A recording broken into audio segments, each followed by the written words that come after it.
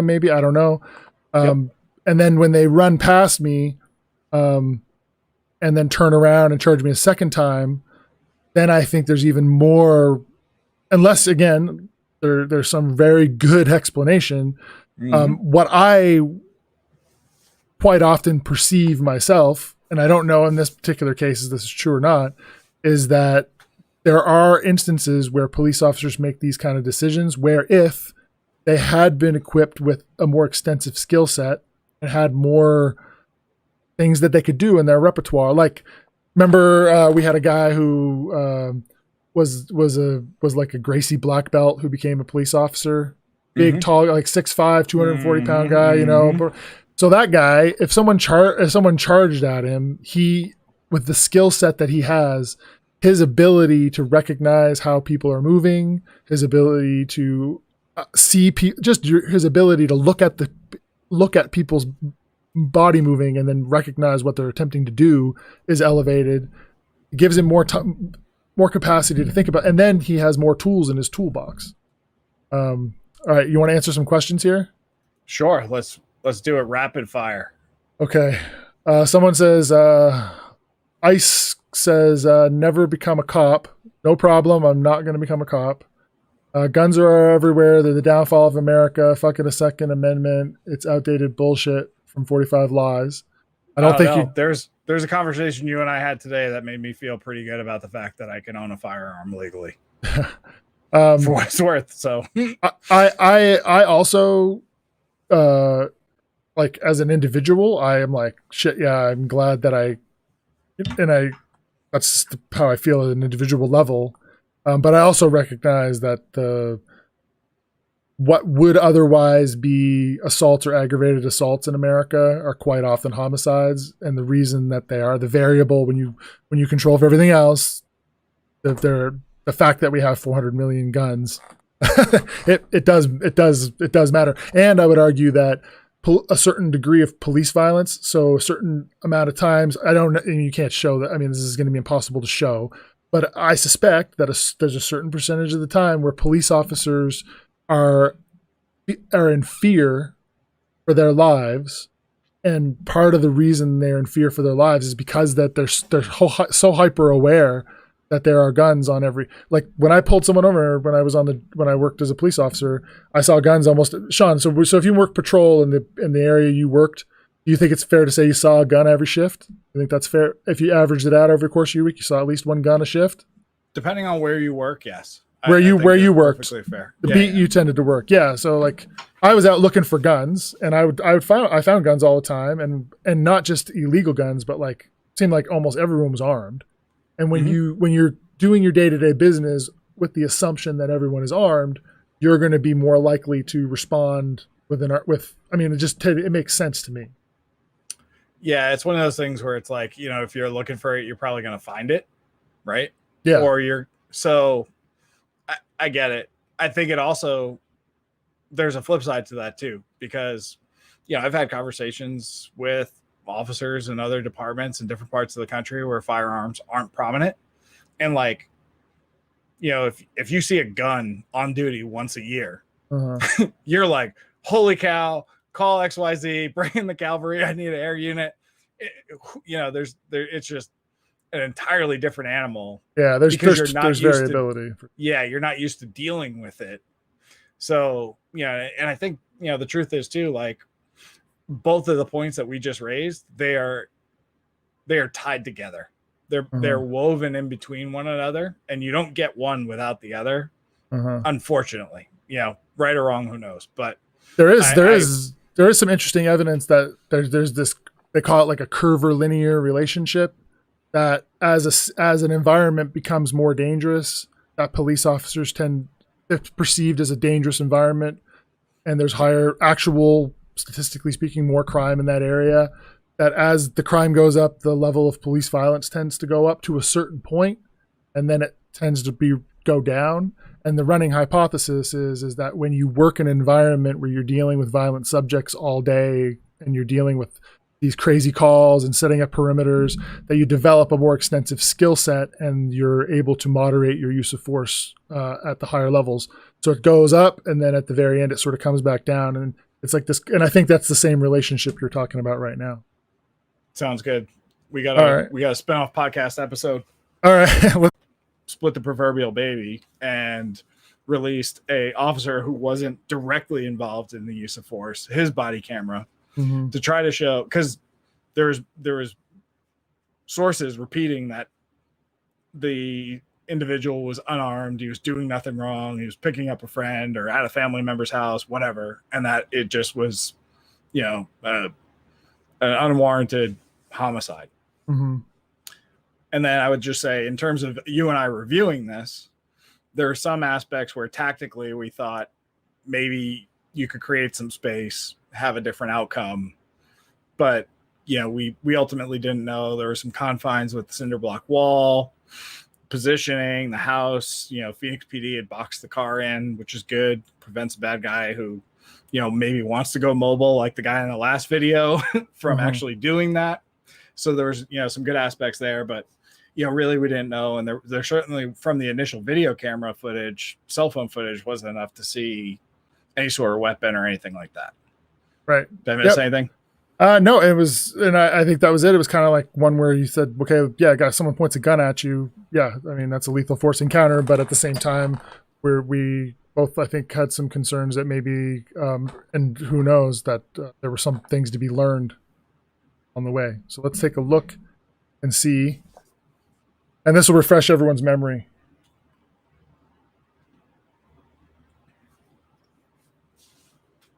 Is that in Phoenix? Yeah, it's in Phoenix. Okay. And what is the emergency occurring? Yeah, that last week somebody hit me with a knife, and I'm going. So you got stabbed the week before, I guess, was the info. The guy is right here and tried to do. And the guy had returned a week later, and he was there again. Yeah, he tried to kill me again. And the word is that he attacked the guy again. And he's in the house. No, are you on foot or in a vehicle? No, I'm walking on the street. So he's inside the house and you're walking, so he's not trying to hurt you? When I go to the house, he got a knife and trying to kill me again. Is Eric White Black, Hispanic, Native American? It's a Mexican. How old? Like 20. So she's still collecting info, but this is going to be being put out to the officers already. So there'll be people responding, and then they're adding more information to like the call notes and relaying that information to the police as they respond. Medium, heavy? Skinny. While on the phone with dispatchers, officers from the Maryvale Estrella Mountain Precinct arrived on scene, meeting with the victim and gathering more information from him. Yeah, I'm almost done. So he did all that to you, or did they operate on you? No, he just kicked the knife right here. Oh, okay, I see it. Okay. 4 times. The man leads officers to a residence on Glen Rosa, telling them one man had a knife and another had a gun. So this is something that stuck out to me last time. Like, when we were looking at it, I feel like the fact that somebody was a victim of a stabbing, and that's what generated this call, was really understated and almost glossed over. Right. Officers arrived That's at huge. Everywhere where we were covered, at 1:25 or PM, where this they incident made was covered, first contact you know, with Legacy Garcia, Media, who was inside a vehicle in the just driveway. totally glossed over the fact that there was a victim of a reported crime, a felony reported crime that generated their legal reason to be here. Well, it draws clicks and it draws public attention. The more sensationalist, the more sensational the story is. So I'm finding. We as a society need to not reward that.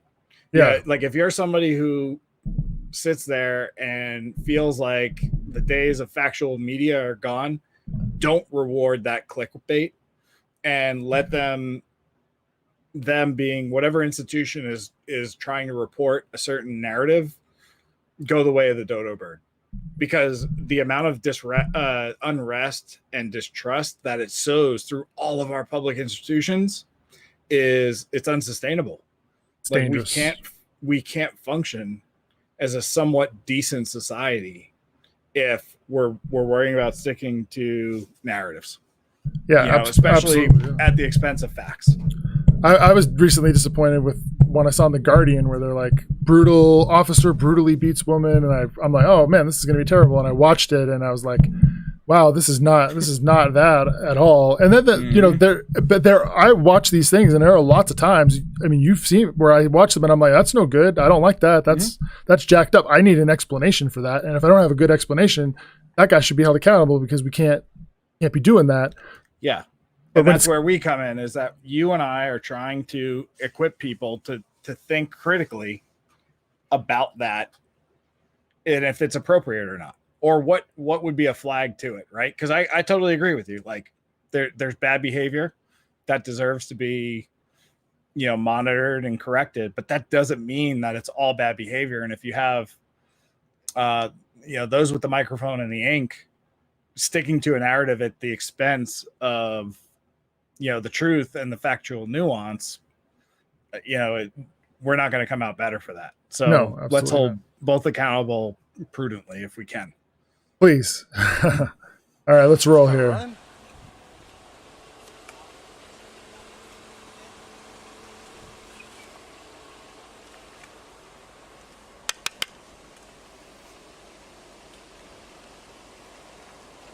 You all right, man? Yeah, I'm all right. Yeah? Yeah, my cousin's inside waiting out here for us. This is cousins inside. Over here, man. You got no weapons on you? Why am I getting out?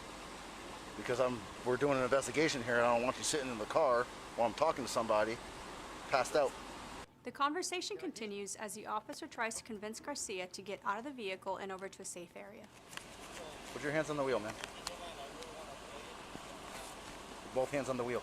So just to restate this, at this point, when I see this, aside from the tactical considerations, we have a person who's called the police and said that they were stabbed the week before. I believe they found, this incident. This is an incident that was called in about a week before, same victim. And then now they're saying this person who attacked them is back, and they've directed them over to this vehicle. And the officers believe that the person in the vehicle may be the individual who stabbed somebody and has returned today armed and assaulted the same person again, which would mean that they have probable cause to detain this guy and conduct an investigation. Is that fair to say? Mm-hmm. Okay. Yes. Just where we're at. Aside from the tactical kind of considerations or whatever, I haven't even thought about that yet, but that's kind of where we are. Okay, we're investigating a crime at this house. This conversation continues with Garcia giving the officer a false name and birthday, and even admitting to a misdemeanor warrant. Well, you're passed out in the driveway in front of we're talking. Yeah. I don't want to get hit, so. Oh, you're not going to get hit. Well, come on, step up. Just trust me, bro. What did I do? That's what I'm asking you. Just trust me. I'm not going to hit you. Okay, we have to identify everybody in this house. Okay, I'll tell you. You understand? Okay, do you have your ID on you? Huh? Do you have ID? I don't have an ID, but I can tell you my name.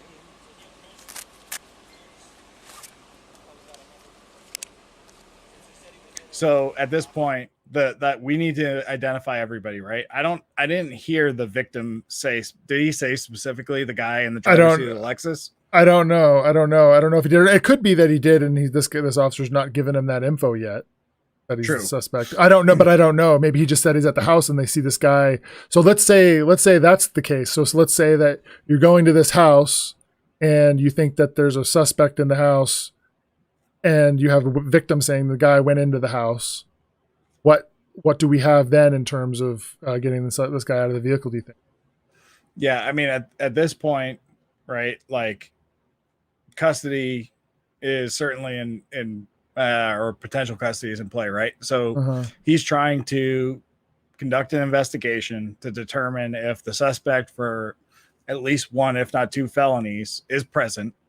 He doesn't exactly know who, but he has been pointed to this house. And now you've got somebody who technically, you're probably getting pretty close to probable cause for arrest. Because he already admitted to providing false name during the investigation. Exactly. Said that he had a misdemeanor warrant, and he said that he had a misdemeanor warrant as well. Apparently, that's what they said.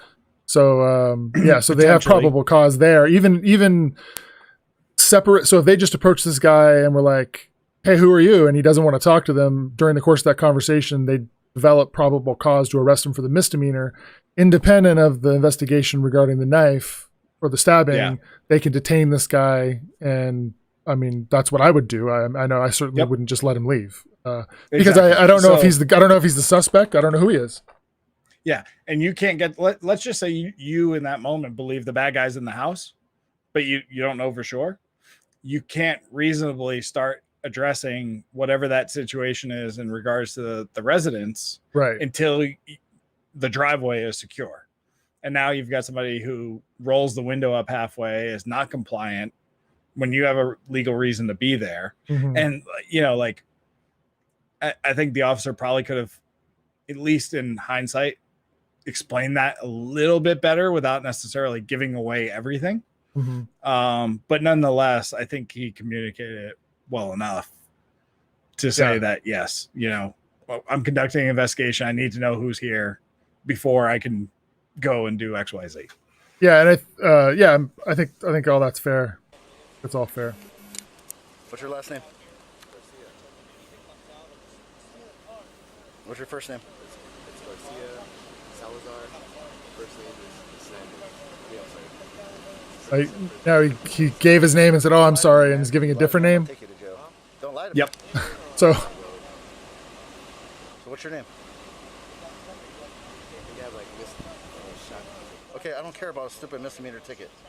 If you have a misdemeanor warrant, I don't care. Said Maryvale police officer. yeah, and just so everyone knows, Sean, if you were when you were a police officer and you worked this kind of area, did you arrest everyone who had a misdemeanor warrant? No, that was going to be my point. Is like, you know, I think there's an aspect to policing where most people show up. I don't care what your chosen career is. You show up and you want to do a good job. I don't know very many people who show up and say, I want to do a bad job today at work. Like, you know, like the intent is at least there to do some sort of a good job. Yeah, maybe you have limiting factors, but like nobody really does that as far as I know. And, you know, as an extension of that, you sit there and you probably go after the worst crime that's happening.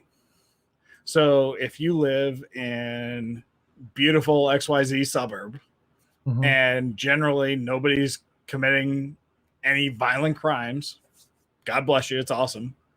You're probably going to pull over people for running stop signs because that is the worst thing that's happening at that moment in that suburb. And yeah, it's inconvenient and it's annoying, you know, to the person being pulled over. But on the flip side, if you're in, I mean, I'm sorry. routinely- Goro187? Can you? I can't find it. Can you send me a link to the stream real quick, and I'll throw it up on our screen. I'm sorry. Go ahead, Sean. Taking out federal agents? What's going on? I don't know. I want to see what he's talking about here. Can you send me a link to that? Jeez. I'm not seeing it on the streams that I'm seeing. Anyway, go ahead, Sean. Agents. So let's try to Google that one. I am. I'm just not seeing it. The bottom line is you're going to police the worst crime in the area if you assume what I assume, which is people want to do a decent job.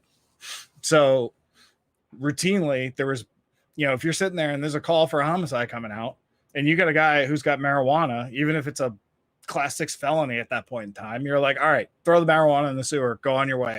I need to go do this. Right. And it happens all the time.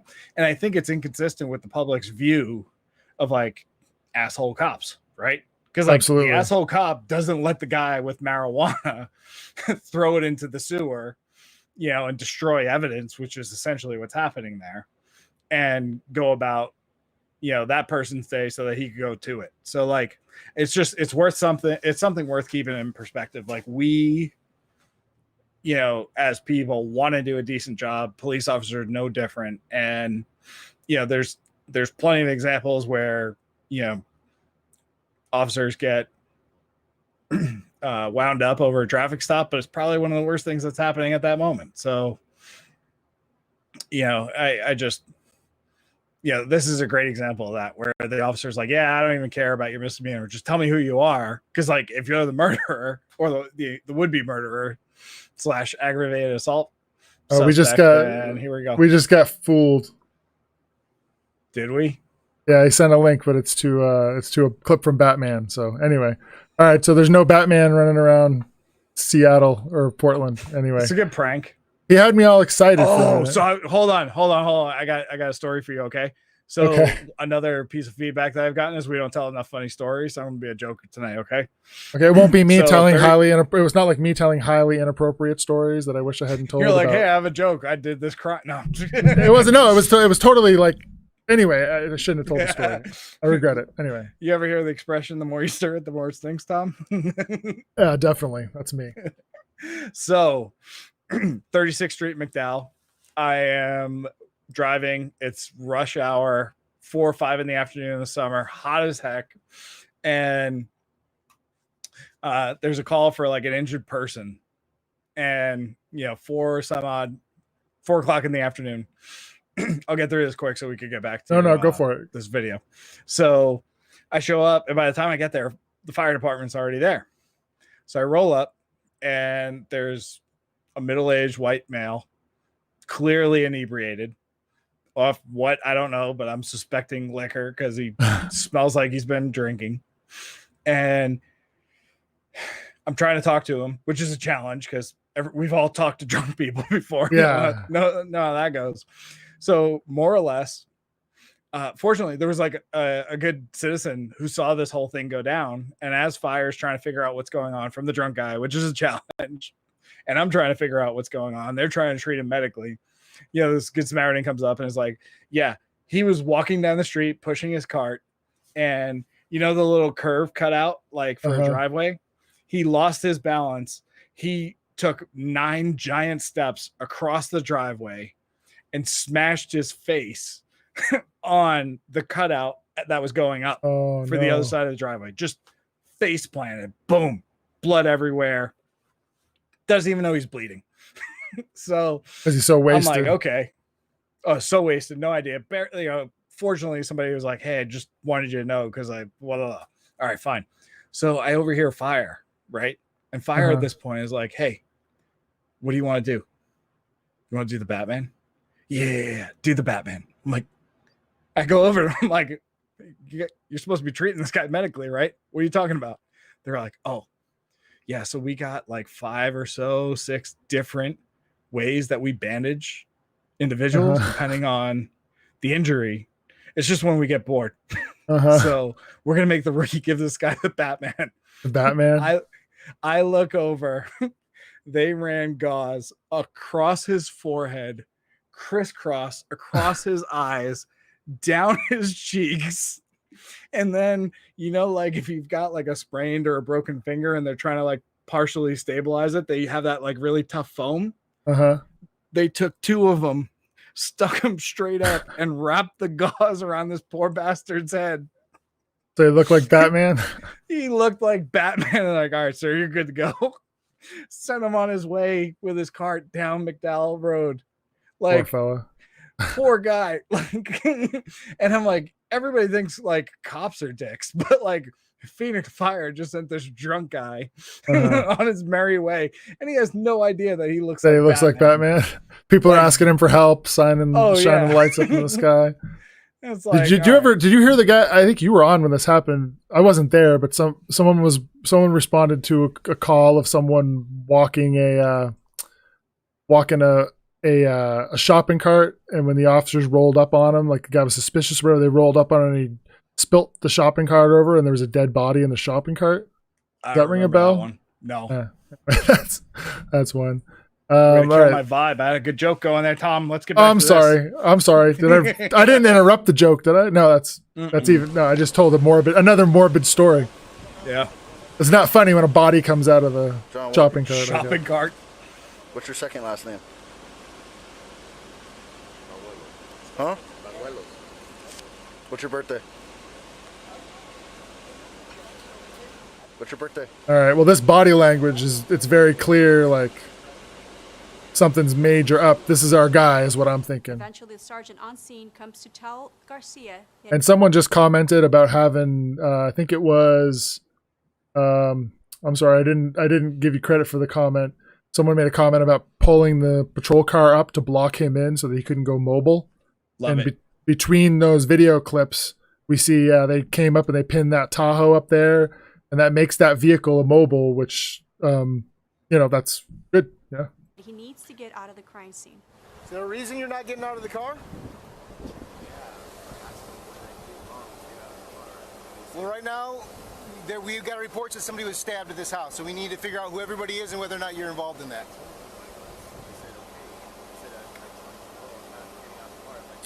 Okay.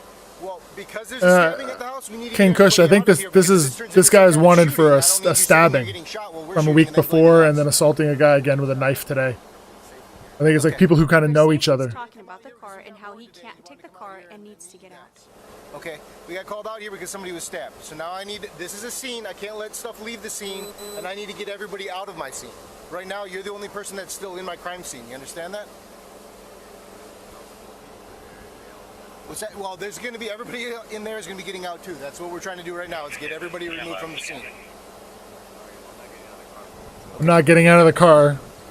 So the officer. So what I just heard, Sean, was that this person who sound. Would you say that kind of sounds like a supervisor? I don't know. Do we know? We don't know if this is a supervisor or not. No, I think they mentioned a sergeant.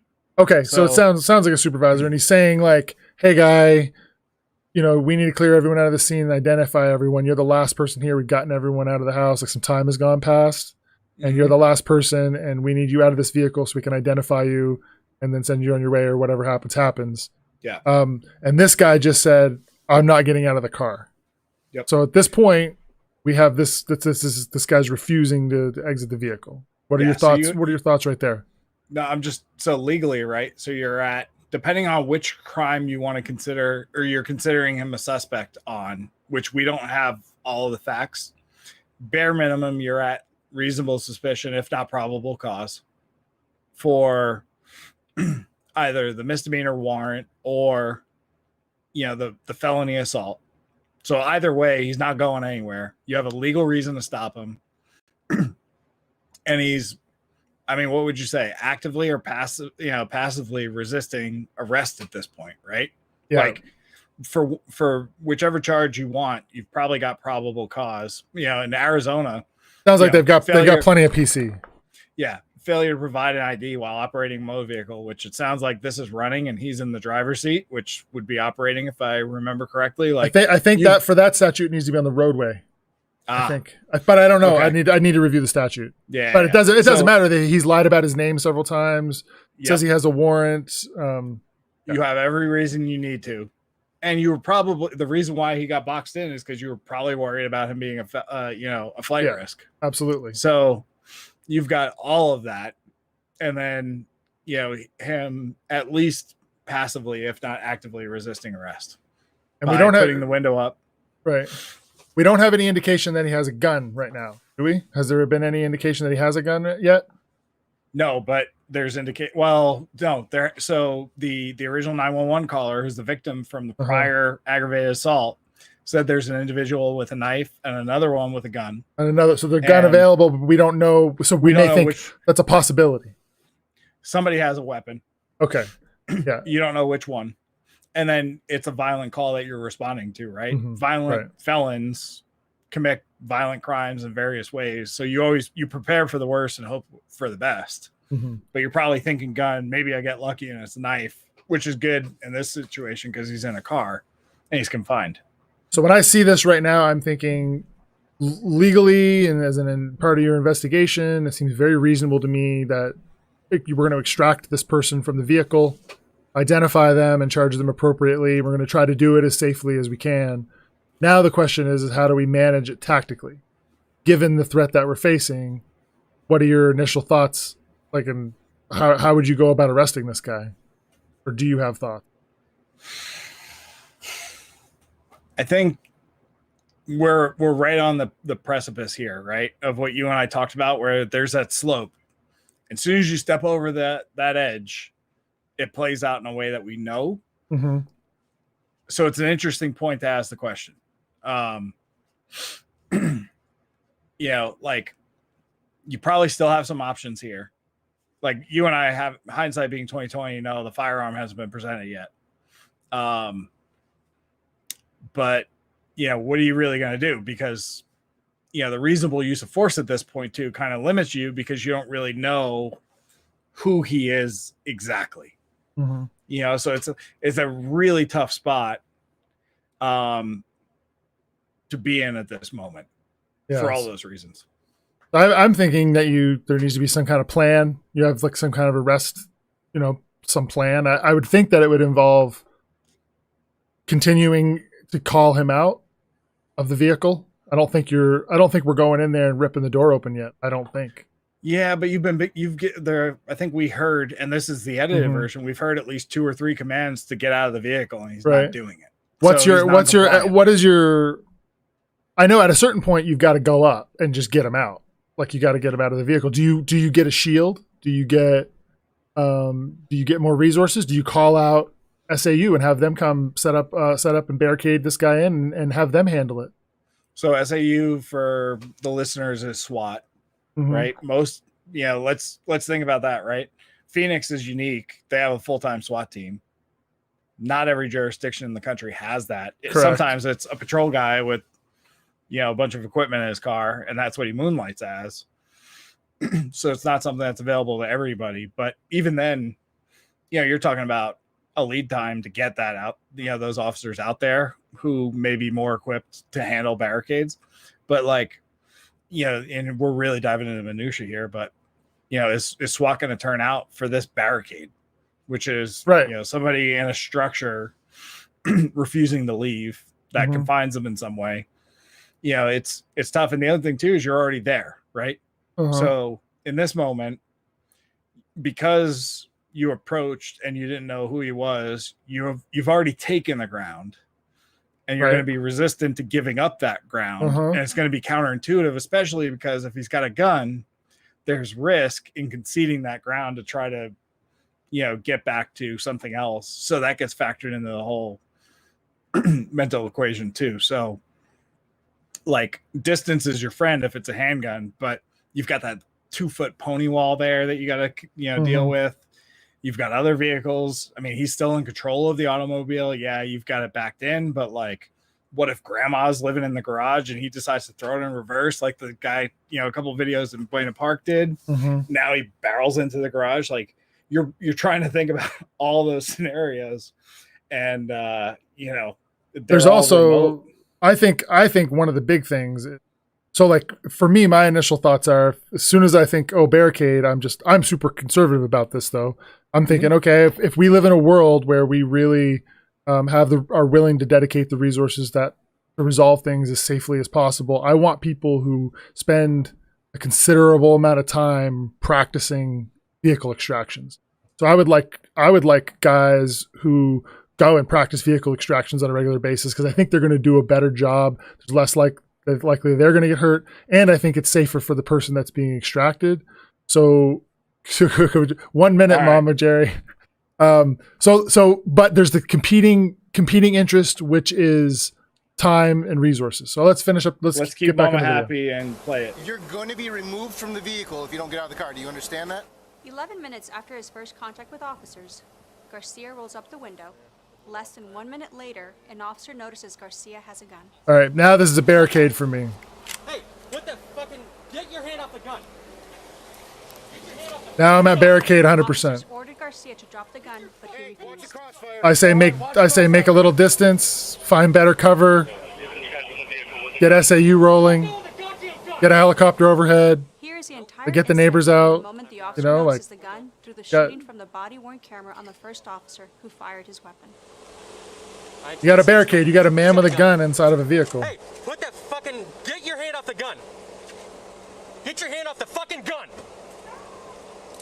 Get your fucking hand off the gun. A little bit of goofy loop there. He didn't listen the first 3 times. Let go of the goddamn gun. 4. Hey, let go of that fucking gun. 5. You can't hear it. You can see Garcia mouth to the officer multiple times. Shoot me. Shoot me. Come over here. Get behind me. You can't hear him see it, but the fact that he leans his skull against the it's in his right hand. If he lifts it up anywhere, he's pointed it down, it's up. Hey, do not fucking move against the glass there is interesting. That's telling what you're dealing with. He's not dropping there. the goddamn gun. Right? What's telling? Say it again.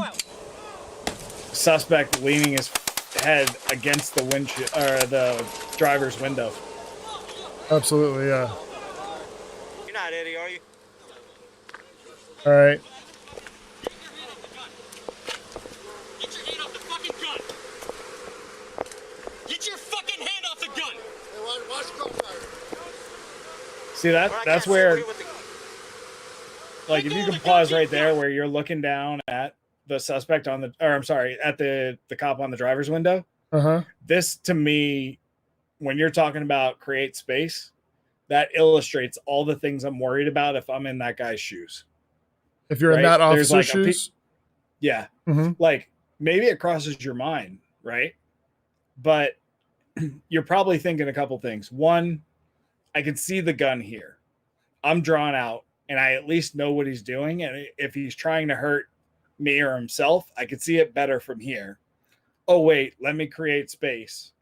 And then, like, look, there's an oil pan, there's a pony wall, there's a piece of exercise equipment right near the rear quarter panel. Like, those are all things when I'm literally worried about my, like, life at that moment that I don't want to be tripping over. Maybe I noticed them on some minor level when I approach that vehicle, and I'm not thinking about him now because I'm thinking about guy with gun, you know, aggravated assault / homicide suspect.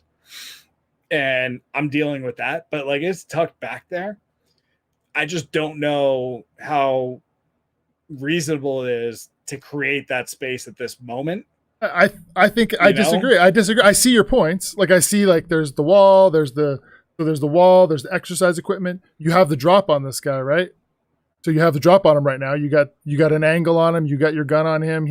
He doesn't have his gun on you. You can see him. You've got this guy's got a decent angle on him behind that kind of pillar. Like he's kind of got the drop on the guy with the gun right now. And he doesn't. I can see not wanting to give up that space. Having the drop. If I was in his shoes, I wouldn't feel like I had the drop. Yeah. I don't think you would, but no. Go ahead. So let's say it another way. By retreating, I would agree with you that he may expose himself to vulnerability that he will not necessarily expose himself to by holding the space, like you're saying.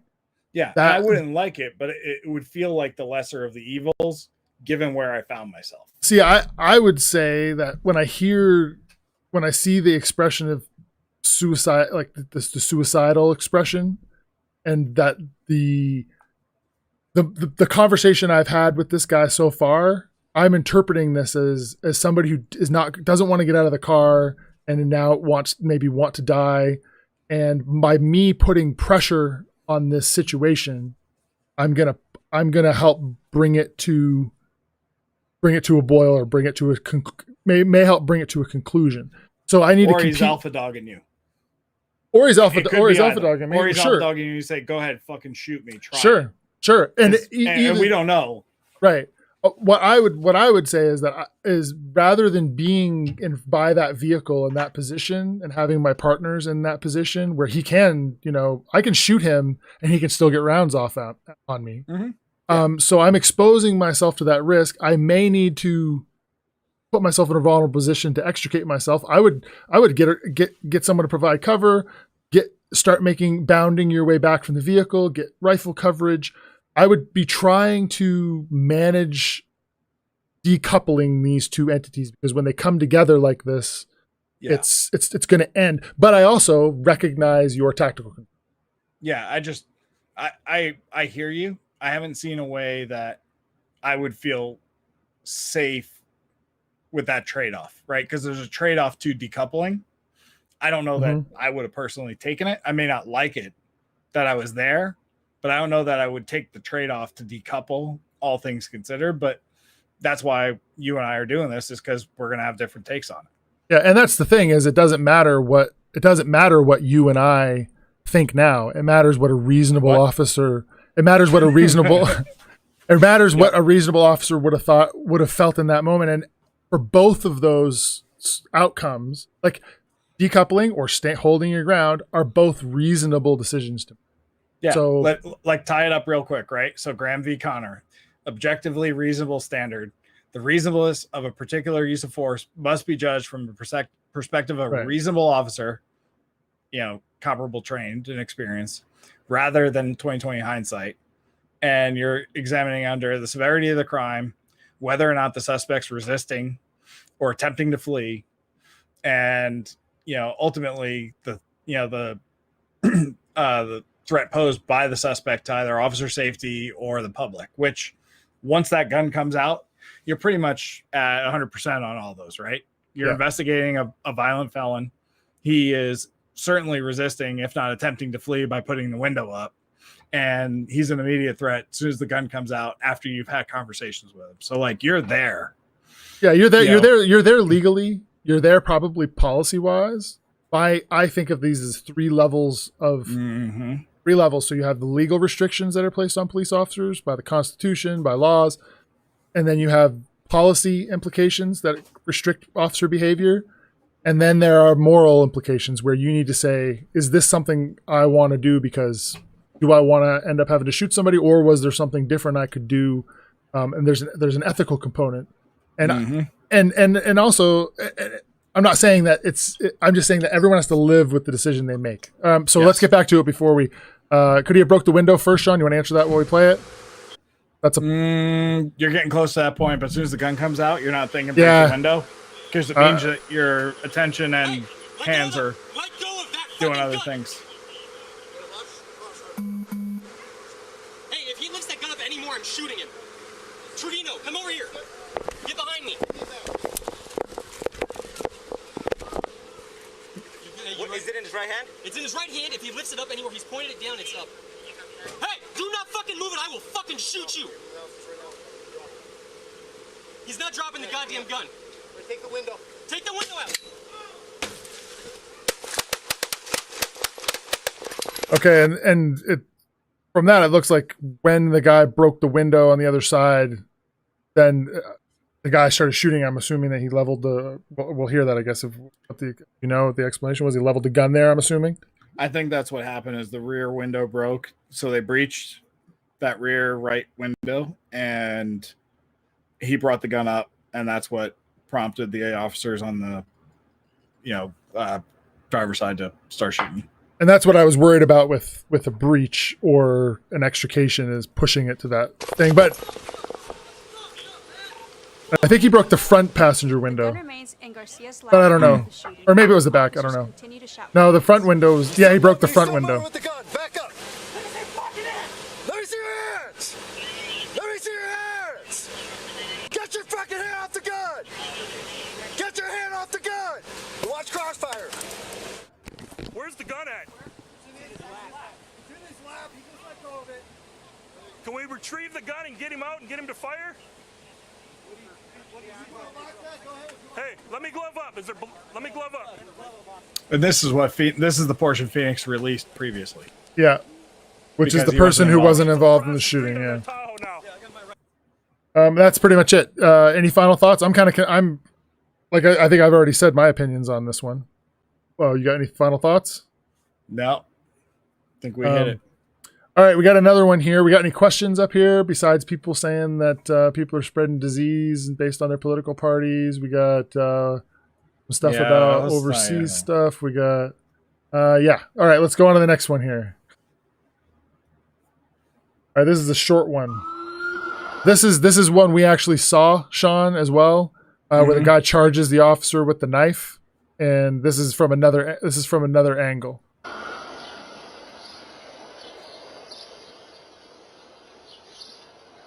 I think Joseph, I agree with Joseph that we pushed the issue there a little bit.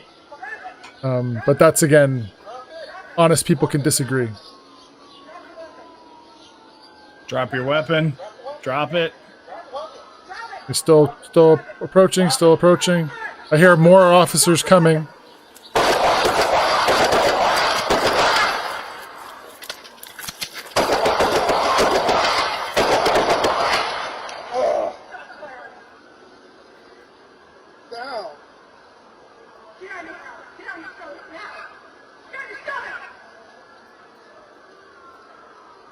Definitely charged the officer with a knife. What are your thoughts, Sean? I think one thing we didn't get on the prior clip is he kind of, dips towards the camera in this instance to block himself from with the police officer's vehicle, right? This one interests me for a ton of reasons. Like everything about it is like primal and aggressive Mhm. on the suspect's part. And it has so many of those like subtleties that like you can, if you're looking for him, you totally key in on, but like you wouldn't necessarily notice. Like, okay, I am intending to do bad. Mhm. I'm out here in no man's land between whatever. I can't see if he's in a vehicle because it's behind your shoulders. But he pulls up in a vehicle. This is his vehicle. Oh, yeah. He pulls up. She pulls up, or they pull up behind. Get out of the driver's side of the patrol car. Start giving commands. Charges the officer. Retreats a couple steps. Stands ground and shoots. Yeah. So like he's out, and then he dips in between to create some sort of, block between the officer and him because he's out in no man's land, and he just keeps progressing, and then like the shoulder comes down like he's a running back getting ready to go through a line. And it's just on a primal level to me is really interesting. Also all the things that we hit last week still stick out to me as well. So I see this as like pretty straight up. Like if someone's charging you with a knife like that, this is what you're going to do. I've done that I've been in that same situation, and it's a very responsible sort of, I mean, I have no issue with that. My question, so there's nowhere that this officer could retreat to. Like they couldn't back up or make space. This person's running at them. You trip on your own feet. They're on top of you. What about, now people are going to hate this. I suspect you're going to hate this as well. What about as this person is out? So let's go forward a minute. Vehicle stops. Officer pulls up. Gets out of the driver's side door of the vehicle. You see your hands. Starts walking to now. At this point, this guy starts walking towards the vehicle with a knife in his hand. So my response, my initial response is, I'm not going to back up. This guy charges at me with this knife. There's nowhere for me to go. I can't back up here. It's not like they're slowly walking down the street, contemplating suicide. Like you said, they lower their shoulder and they're charging. Yeah. What about this officer ducking in the car and hitting the lock button? I hear like 5 other sirens rolling in and putting it out over the radio. This guy's outside on my car with a gun, and then you're leaving him out there. He can run to a house, I guess. Do you ever try to break a window on a vehicle? I have, yeah. Did you ever get drunk and try to punch one barehanded? No, I haven't. I've seen it happen. I was not successful when I happened to do it. I would not feel much safety, security, and or distance with that guy coming at me at that moment. I don't think I would barricade up. I don't think so either. I think when I watched the video, I don't see any sort of options that are really other than to shoot this guy. That's kind of where I'm at. Well, and she tried to create space. She backpedaled. Fred Smith, great point. She cleared a malfunction. It looked like she tap racked while she was clearing space, and that might have only been, one of the things that allowed her to like the impression of time to reset enough where, he goes down, right? And even then, who knows? Like she may have got hits afterwards, but. Yeah, I would say that there's no, I think that she or he, I don't know, they backed up a couple steps. They corrected that malfunction, and there was nothing they could do. Like there's no way you could back up faster than that person was advancing on you and highly aggressive. Brewster's going to the books. He said there's no procedure to hide in your vehicle. No, there's not. But you know what? I'm okay. But you know what I would say is that if an officer did that, and said, and if they ducked in the vehicle, closed the door, drew out their weapon and pointed it at the window, got on the radio and said, "Hey, guys coming at me with a knife. I'm inside my vehicle." I'd be a little embarrassed that I did it myself, and I might, but I wouldn't judge that as necessarily being a stupid decision. But I wouldn't do it myself. No, absolutely not. And Brewster, for what it's worth, what we frequently do, Tom and I, when we're having this dialogue back and forth, is we take fair questions that we get from the public and answer them honestly, because, you know, if you've never been trained in law enforcement or combatives or tactical shooting, it seems like a reasonable question. So, you know, this is also this is the textbook reason for why you don't shoot somebody in the leg. You know, because like really, you know, the man is charging her. She attempts to shoot him and use lethal force to stop him, is at least unsuccessful with the first few because he's still advancing, has a malfunction, and then still needs to keep at it in order to get there. So no, it's not murder. And, you know, at bare minimum, just the blanket claim that this is murder shows a very severe lack of knowledge about what the criminal statutes are in a given state.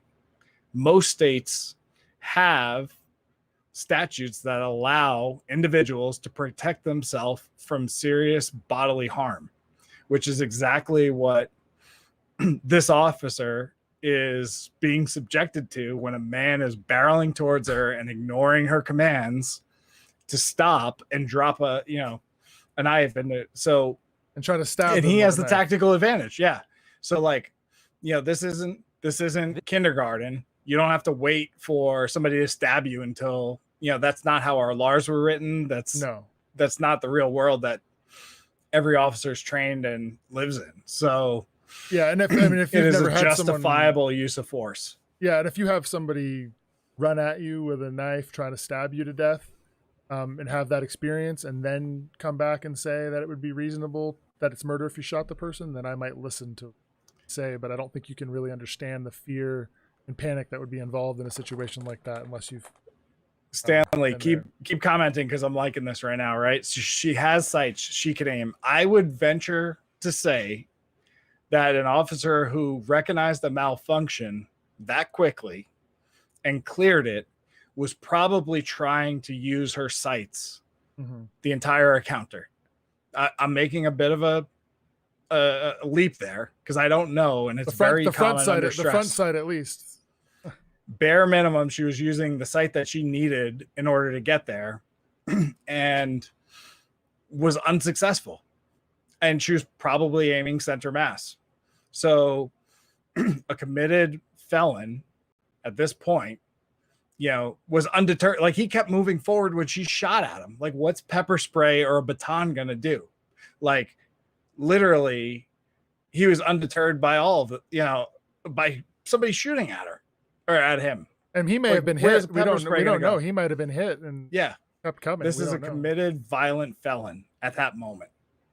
So you're at, you know, you're everything within your arsenal, if you will. So yeah, and I don't think if a civilian did the same thing, they wouldn't be judged any differently. So if someone started charging a civilian with a knife, trying to kill them, and they shot the person, it wouldn't matter how many times they shot them. You can shoot the person 1,000 times if that's what it takes to stop them from attacking you. Yeah, they're not trained to shoot the middle of the body per se. They're trained to shoot to stop the act. They're trying to stop the aggravated assault / attempted murder that is they're being confronted with. And the best way to do that is to put rounds on target, and center mass / torso is where you have the highest likelihood of doing that. Right. And once that individual stops that act, you would stop shooting. And people get shot. People get shot and continue to fight and continue to do all kinds of things.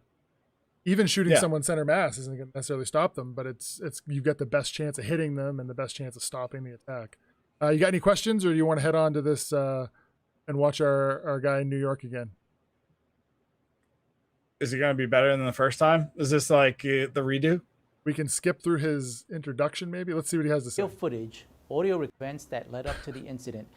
New York state law and the authority, the department's force and her fire allegations conducted, analyzed, and reviewed video footage. All right, I'm going to get right to the meat of it. Policy and the law sometimes difficult to watch. Oh my goodness. Not sure what you're talking about, Andrew West. 49th Street in the Bronx on May 29th, All right, here we go. May 29th. During the incident, Police Officer Matthew Merritt, assigned to the NYPD Housing Bureau's Police Service Area 7 Anti-Crime Unit, discharged 1 round from his service firearm during a car stop. At the time of the discharge, the vehicle was occupied by 2 subjects, later identified as Jamel Gordon, a 31-year-old male, and Brian Estevez, a 19-year-old male. During the car stop, Police Officer Merritt was partnered with 3 other officers from No, Police I do Service agree Area that 7 there's different Anti-Crime standards, Rambo, but they're not the officers were in same 2 phenomena. unmarked police So cars and wearing police civilian officers clothes do with operate jackets under that different said standards because police they're in out large reflective using lettering force on behalf on the of the front, state. So and a both different animal. NYPD and police They in shouldn't be large held to the reflective same lettering standard. They're on not the trained front. the same. The incident No. began when officers conducted a car And they're executing. They're doing something that they're not doing. When police exercise power, when it's done properly, they're not exercising their own power. They're exercising the power that has been conferred upon them by the consent of the population that they're policing. So people elect their local officials. Those elected officials hire people to run a professional policing organization, and then people go out and enforce the law on behalf of the state. So when they're using violence, they're not using violence when it's used appropriately and it's used legally. They're not using violence for their own, on their own. They're doing it as our representative. They're doing it on our behalf as citizens. So it is a completely different animal than somebody who just goes and gets in a fight or, shoots somebody. It is just a different animal. car stop in front of 611 East 149th Street. As the officers approached the car, they observed Mr. Gordon and Mr. Estevez in the rear seat moving around. Officers verbally commanded both subjects to show their hands, but neither subject complied. Police Officer Merritt discharged 1 round from his service firearm in the direction of the subjects, which struck the B pillar of the car Me be elitist, and did Ernesto? not cause any injury. I can be elitist, can't I? After the firearm discharge, officers opened the rear doors of the vehicle and took Mr. Gordon and Mr. Estevez into custody. A silver Phoenix 22 caliber handgun was recovered Ernesto from the knows what rear you're seat like when I'm not where Mr. around. Gordon had been You're seen. welcome, Ernesto. Police Officer Merritt was equipped with a body-worn camera that was activated during the car stop after the discharge. The following is the footage from the camera. I'm not sure what Stanley's saying with the 12-pound trigger there.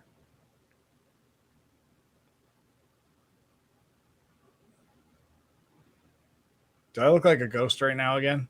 You do. I don't know your connection. How's the feed coming in on your end? No audio yet. Takes a minute for the audio to kick in.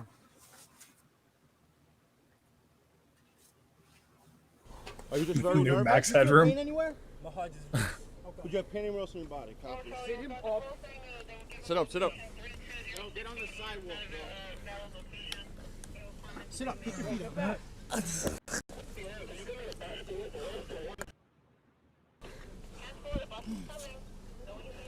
Everybody's good? Yes.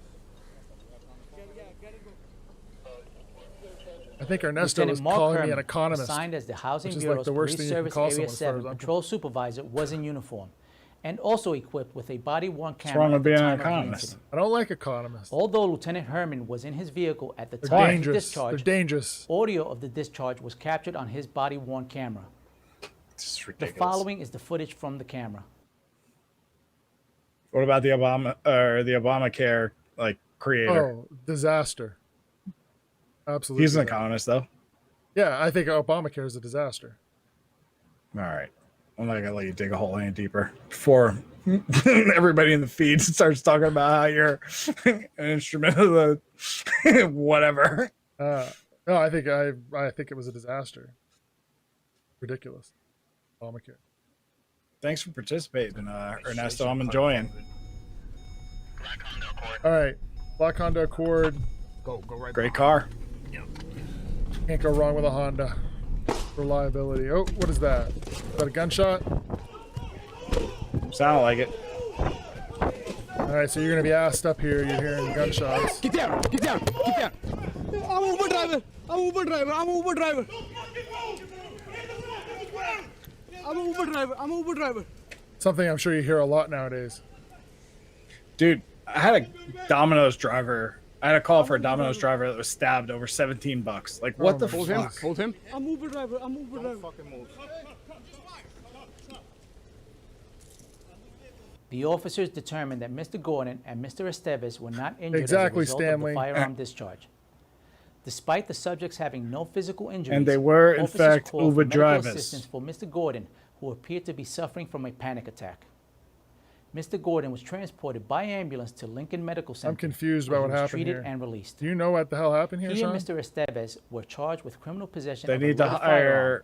I don't know. the LAPD production guy Yeah, and color commentator, because yeah, NYPD Blue. I just said NYPD Blue again. NYPD. you did. That's disappointing me. that's running deep for you right It now. is running man. deep for me. It was a great show. Let me see if I got the next one up here. Okay, we got. I saw this. So now there's a few that. Were you going Hong Kong? Yeah. So, what these next few are ones. So the first ones were on YouTube, trending on YouTube, and then these next few are trending today on Twitter. So we got the first one. Can we here. do a Go ahead. Seattle or Portland before we call it tonight too? Yeah. So let's. This is a Portland. Oh, let's go to here. I want to do Hong Kong because let's go international with this. You Well, know this what? so this is all it was comparing the images and the of the two. And what I've been one of the things I've been interested in is that people keep talking about this as a tactical thing. Where like, okay, we've got to, send more officers or send less officers because we want to accomplish this or that, and not really paying attention necessarily to the propaganda that could be generated by activities. So every time police nowadays in this environment with cameras, with cell phones, with the internet, with social media, whenever police engage in an activity that involves the use of force, it's going to expose them to being propagandized. So those images being used to generate material that undermines the effectiveness of the institution by demonizing them, making them look like thugs. Correct? Attempts to undermine. Undermine Attempts to trust. undermine.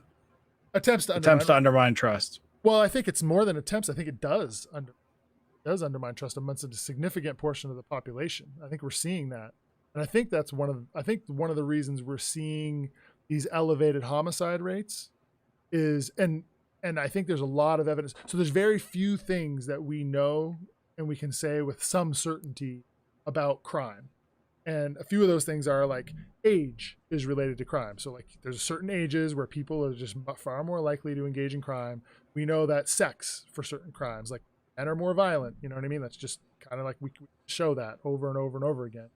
And another thing is trust. So like the more people trust their government to represent their interests and treat them fairly, the more likely they are to call the police, to answer questions, to report a crime, to cooperate as a witness or whatever. So what I worry about is allowing opportunities for trust to be undermined, as that undermines the crime-fighting goals of policing. So there's a balance. So if somebody doesn't ask us a tactical question real quick, Tom and I are going to go down the metaphysical, philosophical wormhole here, which I am more than happy to. And I don't disagree with everything you're saying for what it's worth. I probably have a different angle on it, and it's worth saying and having that dialogue for sure. But before we do that, let's see what we're dealing with here. Am I hearing drums or am I having a stroke? That was me answering to Ernesto saying that I'd seen that same video where a prominent sociologist had tweeted a video showing police brutality, and it was actually from another country. And that's a bad look.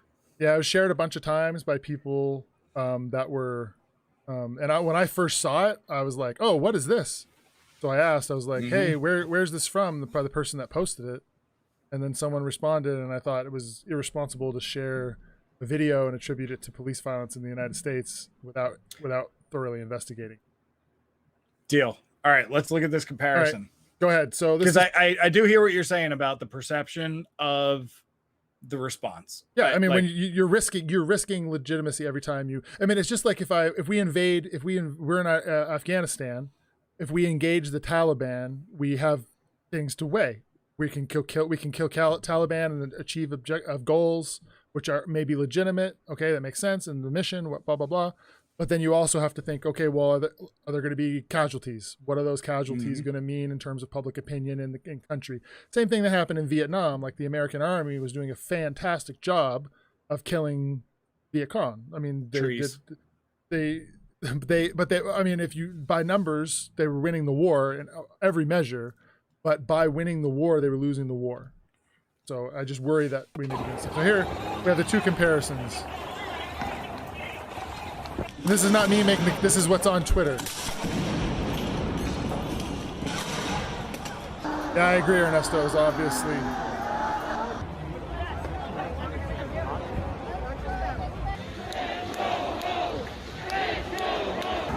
So what's the left and the right pane? So the left window is, on the left here is Portland. So this is the one we saw with the Navy veteran being batoned by those guys, which after investigating that further, I'm even more troubled by. And then this is Hong Kong, and it's not. And I'm not saying that these are the same movements or the same tactics being executed by protesters. What I would say though is that, the protesters in Seattle, the protesters in Portland, when they show up to a protest with an umbrella, they're not only bringing the umbrella because it provides them a way to use, like there's utility to it to stop, pepper spray and stuff like that. But they're also trying to send a political message that they're engaging in the same movement that the men and women in Hong Kong were engaged in, umbrella movement. Love the was a double entendre there. I take English after high school much, but I think that's what that is, right? What is it? I don't know. What is a double entendre of sorts? Like the maybe that's not the right word, but whatever. Bottom line is, I appreciate the dual meaning to it. That being said, let's I've been thinking about this a lot. Especially after I was listening to your last solo stream with Portland, right? Mm-hmm. And I think that's what it was. And I was thinking on that, and I genuinely want to be understanding to both perspectives here. And I think there's something going on where the reality gets lost. And maybe it's just because I'm an egghead, right? But the bottom line is if you're showing up with an umbrella on some level, even if it's like this really artsy, play on another country, which may actually be suffering from, a heavy-handed fascist government element, which we may be suffering from here as well. Hold on, maybe, but let's look at it objectively, right, and not assume because if I'm trying to spin something, I want that association to be guaranteed, right? Mm-hmm. But let's look at the reality of it, and from what we know, right, and on the front end, if you're showing up and you're anticipating that police are using tear gas, pepper spray, whatever, are you showing up to a protest, or are you showing up to what you inevitably think will be an unlawful assembly or a riot? Right? What are you truly showing up for? That was exactly what the people in Hong Kong were showing up to. They were aware that these assemblies, many of them were ruled riots and unlawful assemblies. They were illegal. They were deemed illegal by a democratically elected government at the local government in Hong Kong. I would, if it was in my interest to have. Why were they showing that up? They parallel? But by your argument, they should have just gone home. They should know better. Hey, this is illegal. Don't go there. Yeah, but you're drawing an equivalency between the Chinese government, which ultimately foresees Hong Kong becoming part of its country and no longer a separate state of sorts, and the communist tactics that are tied with that,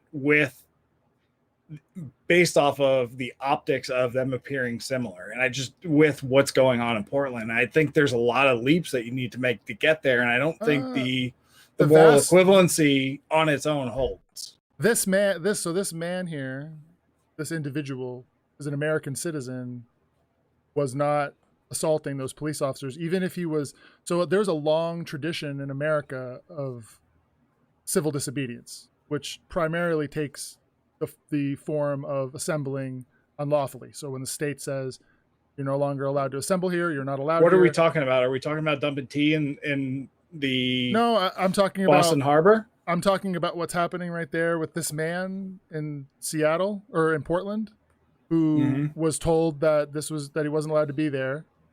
He didn't attack the officers, but he put his body in a position and used his body to engage in civil disobedience. He was expressing his political views by making his body subject to arrest, which has a long sit-ins, marches. For what though? For like what? Because no. Uh-huh. Go ahead. I don't mean to cut you off. What I'm saying is, I don't know the context of this, right? But did either Portland police or the federal government could in this moment, but was this declared an unlawful assembly and or a riot? And what happened prior to? I get the video. Well, we know. I'm with you. Like I want to know what the real deal was. Well, we right? do but know some things, Sean. We do know some things. So this guy was. So let me ask you this.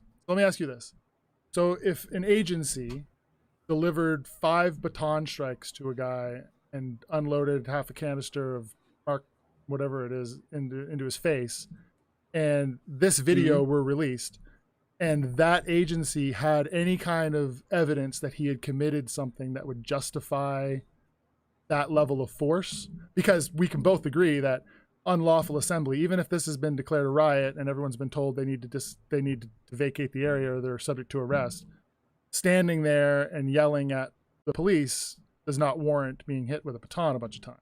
There's no listen closer, Cool News, because that's not exactly what's going on here. I don't know. Here, real stories. I've been in a house where an officer showed up for a fight call and was attacked 5-on-1. Right? What does that have to do with this? I'm going to tie it back. Give me a second. Right? It was one officer fighting 5. 3 officers showed up, and ultimately the decision was made that a house needed to be cleared, and there was 30 or 40 people inside. Right? There was not enough people showing up at that moment that could ever make me feel comfortable. So the calculus changes in terms of what reasonable use of force is to subdue people who are being violent and committing felonies. And I admittedly, I don't know the context to the video, but what I'm saying is, if we're going to sit here and we're going to draw lines about it being fascist and being equivalent to Hong Kong, we better be damn fucking right of what, and certain about what the context was, because it matters. Well, I'm telling you what the context was. So the guy was there. I saw him interviewed. And I saw government officials from the Department of Homeland Security interviewed about this. Yeah. And the Department of Homeland Security said, we don't know, what if these officers were threatened. We don't know anything. We don't know what the totality of the circumstances were. And the guy says that he was there yelling at the officers, and they came up, and I saw that on tape. And there's a good amount of the video before he's assaulted. There's no. Unless there is some almost like magic bullet, like 1963 JFK type shit going on here, that what happened to this man was not an aggravated assault and a violation of the constitutional rights. I mean, in America, I can be a communist, Antifa, I can go downtown and burn the flag and piss on it and put Jesus in a big bottle of piss and say all kinds of horrible things. But unless I am physically assaulting someone or doing something that puts someone else's life or limb in jeopardy, then the state does not have the right to use violence against me. It's pure and simple. There's literally a fire on the ground behind him. And let me caveat this, because we'll bring it back to when we first talked about this, right? I agree with you. The optics stink, right? I don't like it. I could see a scenario where what you're saying is 100% true. But I also sat there last night and watched what a protest in Portland looks like on the fence line. And nothing about that seemed to me like it couldn't be consistent with what was occurring in this moment. And the circumstances are different. I mean, you're literally, and I don't know that it was happening at this moment, and it could be, you could totally be right. Right. But we're talking about something that is so significant. I feel like we need to get it right, even if everybody else is just passing over the details. Well, what I'm talking about is an individual incident. At a certain point, we need to be able to just say, well, that looks totally fucked up. And unless there's some kind of crazy explanation, those guys need to be brought in and questioned and an investigation. I don't see why there aren't charges being filed. I sat there based on that video. Based on that video, it's incumbent upon the person who delivered those strikes to be able to justify it. Based off of that video, but that video is a moment in time, and everything that you and I say about all the other videos that we watch is caveated by the fact that there could have been a lot of stuff. Absolutely. That either simultaneously out of frame or prior was occurring that made that make sense. And I'm not saying that's the case here. You could totally be right. It could have been aggravated assault. This guy was a victim and somebody should be locked up. I just don't know. Let me re-ask the question that I asked before. So if this guy had done something that hypothetically, I would totally agree with you. There could be something that happened in this video before we see this that explains this, makes it justified. If there was something that made this justified, can you imagine that federal law enforcement agency wouldn't present that to the public and file charges against this guy? They know who he is. He's been on television. I can't. Can I imagine it? So if he, the premise is if he committed a legit crime, so if legit he went up felony, there and why wouldn't the hit some officers with a pipe? I mean, they would arrest him. True. Like there would be charges filed. I just don't know. But what I saw in other videos and later nights, it's like, I mean, dude, it was crazy. Last night, you have the federal government setting up steel fences around federal buildings and trying to create a buffer zone. That literally is something that Portland police should be policing and is choosing not to, right? And then you've got the federal government, which isn't suited for crowd and riot control, turning out and trying to do what they can. And there's literally fire, blockbusters and Roman candles being shot at federal buildings and officers. That does not at the same time. So they can be. It doesn't matter what's happening. If there's a person, I don't know how you absolutely, I can. I can totally unpack it. So this place can be going totally to shit, and if a person is not using violence against you, they're standing there, they're yelling. You can put. I'm okay with you pushing them back. I'm okay with you putting them in handcuffs. I'm okay with you zip tying them. I'm okay with you maybe using gas to disperse a crowd. But if just because you're scared of the totality of the circumstances does not mean that we can turn off the rules. Agreed. And allow officers to just run wild on the street, which is what this appears to be. This ties into the beginning of our episode, which is the rules. There's an aspect to them that's fluid, right? So let's take an objectively reason. How many federal officers and how many law enforcement officers are there on this given night? Let's take a guess. I don't know the numbers at all. Do you know the numbers? I think Trump sent. I didn't mean it to be a loaded question. I think Trump said there was the acting DHS, whatever, said there was 100 federal officers that were sent, right? There's probably another 10 or 20 that are assigned to Portland, maybe more, depending on how many federal buildings, right? None of them, like the guy who scans your bag going into a federal building, even if he's sworn, isn't trained in crowd control and so forth. Right. So let's best case scenario, 200. Is that a fair premise? Sure. Let's go with that. So you've got 200 total, maybe. And then Portland police is hands off because the mayor is also the commissioner. And to some degree isn't there. Like I've seen certain clips where they're shoulder to shoulder, but I've seen plenty where there isn't. Right. And like the video I was watching last night, it was like 11-ish, 12-ish Pacific time. I didn't see any Portland PD on the fence line, but you've got protesters, quote, tying ropes to fences and firing, fireworks and throwing explosives over the fence line at the building. Okay, and I would be fine if there's an individual who is attacking an officer with fireworks or launching a Molotov cocktail at officers, try to climb over barriers into a building. I'm okay with using force against individuals that present a threat to other individuals. I'm okay with that. I don't have any problem with that. So, and the problem is you've got, let's just say you got a crowd of 2,000, right? So, Portland PD is on the sidelines at the moment. It's 10, 11, 12 o'clock, whatever. And you have the feds there trying to protect federal property, which they're bound to do. And you've got numerous like aggravated assaults and arsons that are occurring. Now it's 10, 5, 1% of the crowd, right? But like you're still pretty outnumbered, all things considered. And when it gets to the point where you're starting to enact arrests, right? You've created a barricade. That barricade's been torn down because you're trying to create a buffer zone around a building.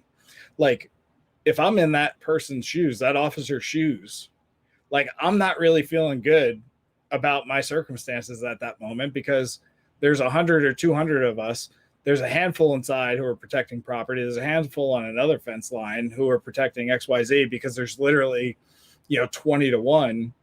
And, like, that's going to, unfortunately, maybe not justifiably, and we'll talk about that, lead to different circumstances in terms of how use of force is applied. It doesn't necessarily become unreasonable because of it, because that's what we're talking about. That's the difference. So that's where we disagree. So I agree with everything you said up until like all of these things, putting stress on the officers, the craziness, fireworks. I know if I were there, I would be assed up. I would be scared. I would want to crack some, right? Like if somebody's up in my space, they're coming towards, it's going to take a lot for me to maintain control over myself and make good decisions and not get out of hand. It's like being if I'm in a bar as a cop and there's a big bar fight and everyone's throwing punches, there's a chance I'm going to crack the wrong person. There's a chance I'm going to get out of hand and lose my temper and break the law. But that doesn't mean that it's okay. That doesn't make it reasonable. For sure. It's still and it may mitigate the punishment, right? And it may make it like these guys who hit this guy. I'm not saying that, and I don't know, like there could be some reason, but say they did assault him. I would be okay with a court saying, you know what, based on the stress you were under and the craziness, we can kind of understand why you made that mistake. But we can't, as responsible people who are going to be decision makers in society, older people, we can't allow the state to just, right? We can never write a blank check and say, because it was crazy, because you were scared, you can, it's like at the bar fight, you can't just punch the waitress. You can't just hit the bartender. Yeah, I don't think anybody's trying to write a blank check. I agree with you 100%. What I'm saying is, given how dynamic and how volatile and potentially violent this situation is, even if it's a fraction of the folks who are there, we don't know the severity of the crime that they were arresting him for. He's passively resisting. If he was under arrest at that point, maybe they, use of force wise, overdid it. And we don't know what threat he posed because I don't know anything about him. Like, was he throwing fireworks over the fence 10 minutes before? I don't know. There's absolutely no indication that he was. There's no evidence that he was, and the government hasn't even said that. And my guess, like I said, and again, we don't know, but my operating assumption here is that it's incumbent upon the state to justify. Usually, 9 times out of 10, I'm like, you know what? I mean, unless there's some extenuating circumstances, this is unreasonable, I'm okay with it because these guys are doing their best. But there's a point where I see something and I say, no, we need to hold our law, or else if we don't, then it's recorded and then it's used as a tool to undermine the legitimacy of the organization. Homicide rate goes up, and it's incumbent upon us, I feel, hold police to a higher standard than anyone else as former police officers. Totally agree with you, but let's do that prudently. And I understand, I'm with you on I think that one is prudent. That one's bad. but we like. I see that's where you and I differ. So you're coming at it from a different premise than I am. Well, I'm coming at it by saying that if there was evidence, they would present it, and there's no they haven't presented any evidence. But who's presenting evidence these days, and what interest is there in presenting any of it accurately, right? Like, I think it's incumbent on you and I to like sit there and try to look at it. And I hear you. I don't like, but like I said before, if you would have to agree that if the Department of Homeland Security, if these two officers were like, they'll told their boss, hey, this guy hit Johnny in the head with a Molotov cocktail, and then he was waving a gun around 5 minutes earlier, and then he came up on the crowd and we thought he was going to shoot us, that they would have, I mean, it would be incumbent just for because I guarantee you this guy's going to file a hefty lawsuit. You know, let's why don't we just end the conversation, and when this guy files the lawsuit, which is going to happen, we'll just read the lawsuit. All right, deal. All right, here's another one.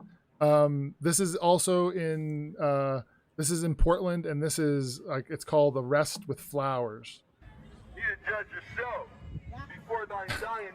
Look at the quote unquote protester with a shield there. Okay, which one? She was in the left side of the screen a second ago. Yeah. I've seen enough of it. You'll see again. Watch. There's protesters carrying shields. Well, this is a low-level civil war. This is no longer protest. This is a civil conflict. All right. So a baton would be a pretty low use of force in a civil war, wouldn't it? No. No, because right. That's an excellent point. So if we want to pull back from that, if we want to continue down that road and make it, because what is civil conflict? Is it an on or off? Is it like binary choice? I would say it's not. I would say it's along a spectrum. You have a peaceable society where there's a high degree of trust and people are getting along and functioning, and the forces consolidated in the hands of the government, and there's due process. And then on the other end of the spectrum is mayhem. And I think that we've moved far enough towards mayhem that I would say maybe not civil war, but low-level civil conflict is currently how I would assess it, and could very easily turn into a civil. Yeah. Maybe I'm crazy. I see officers trying to enact an arrest, and at least one, if not two, committing assault and/or resisting arrest in this moment, though. To bring it back down to the absolutely to the everyday criminal law. I see here, I see the same thing you do. All right, here's what I see. All right, so I see this woman or this person, I can tell, is closing the space on the officers. The officers tell her to get back. She doesn't comply.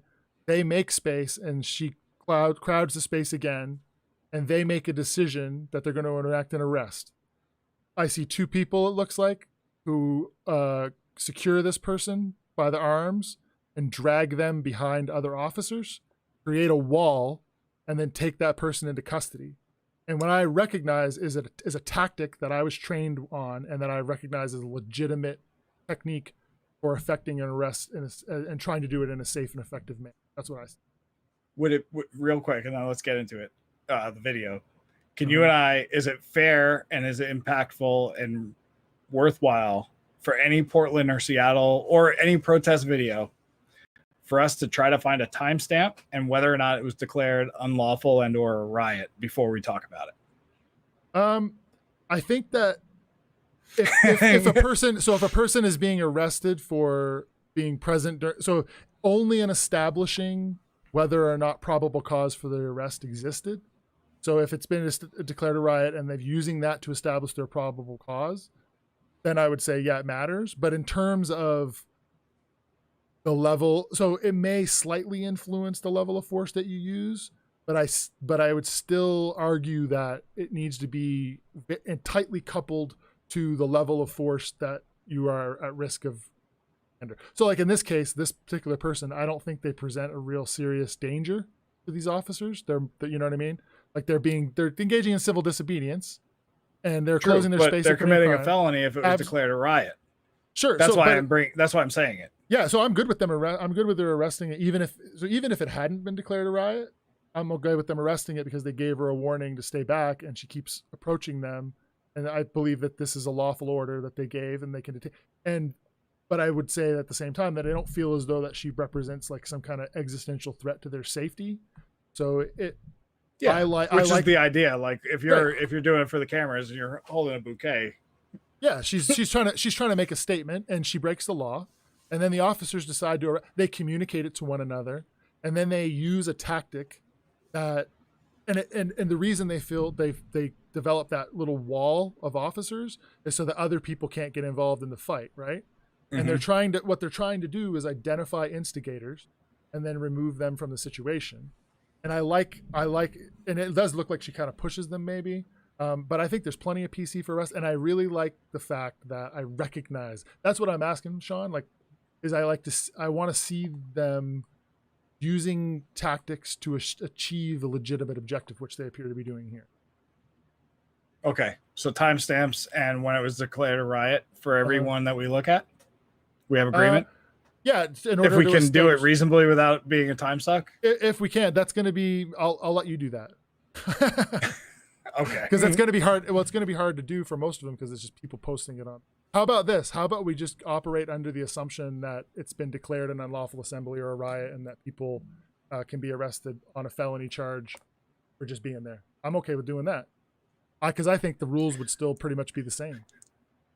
Clarence Thomas once said, if you concede the premise, you concede the argument. So if you want to give me that, sure. I'll give it to, I'll give it to you because I think it's no matter what the situation, like pretty much in all these situations, you can develop some kind of PC for an arrest. So I'm pretty much okay with anyone, you can justify pretty much. My concern is that it be done in a way that doesn't make things worse.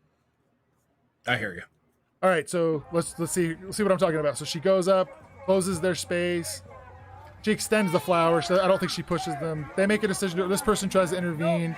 We get a shield wall. They pull this person. I would number one this person too, maybe. They are going to arrest both of these people, I would assume. So this person's interfering with an arrest. This person committed their crime. They make a wall. That's over. I like it. I don't like it. I mean, I'm not like, oh, this is great, but given this, this is how I want police officers to conduct themselves, basically. Yeah.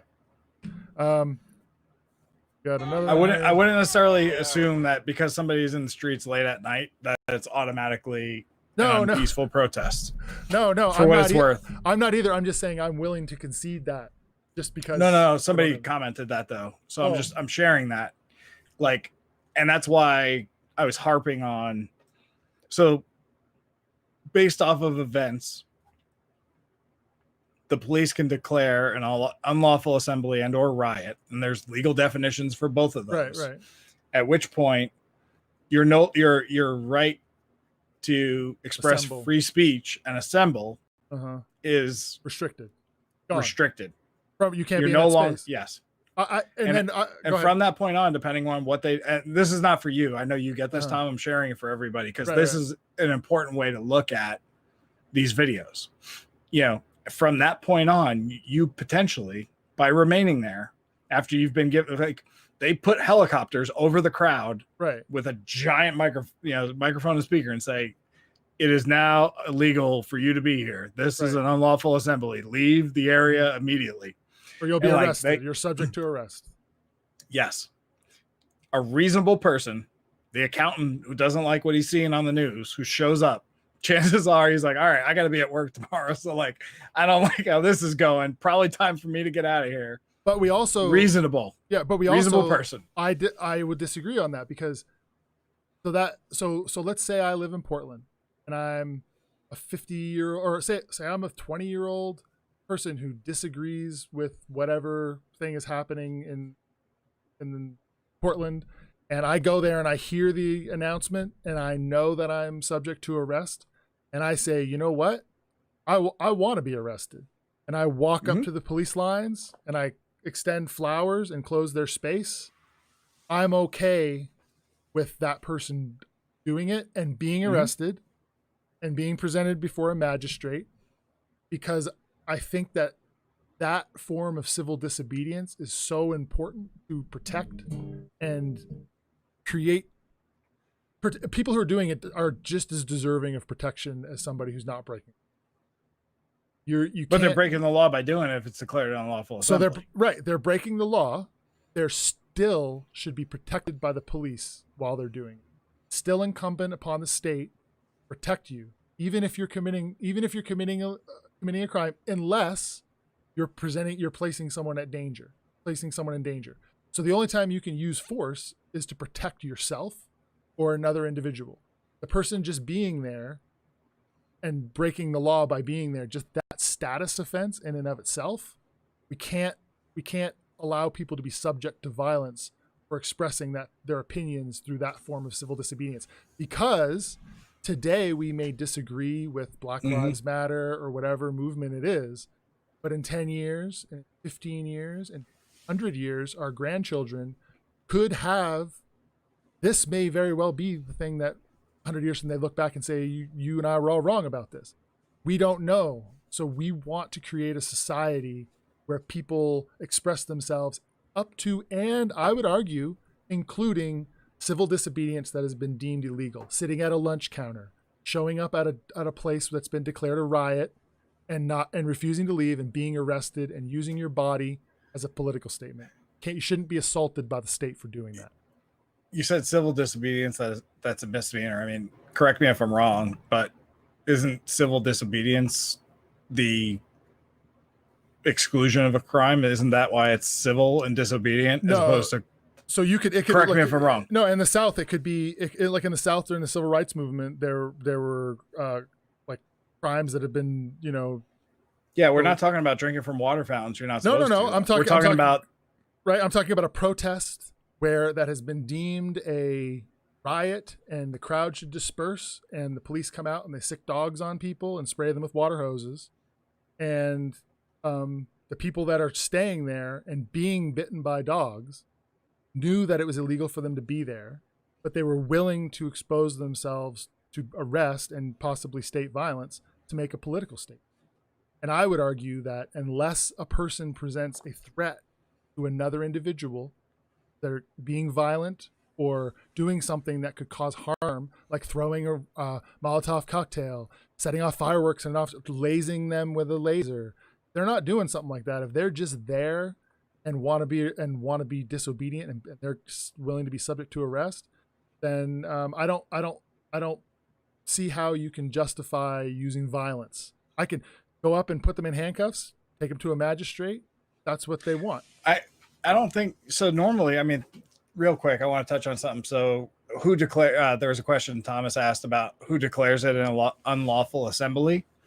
It varies from place to place, but generally, talking for, Phoenix at the moment, it's after multiple crimes have been committed and there's a certain number of individuals who are participating, and it varies. It could be 5 individuals who are committing, X amount of crime, at which point, and there's a department procedure depending on where it is, and any one of a number of things that get factored into it. But generally it's the police department that will then announce that it's an unlawful assembly and so forth. Absolutely. So they're running through internal procedures, maybe their city policy, all these different things. But after it comes out, so like in a recent Phoenix example, it wasn't until, one example was it wasn't declared an unlawful assembly until fireworks and frozen water bottles were being thrown at police officers,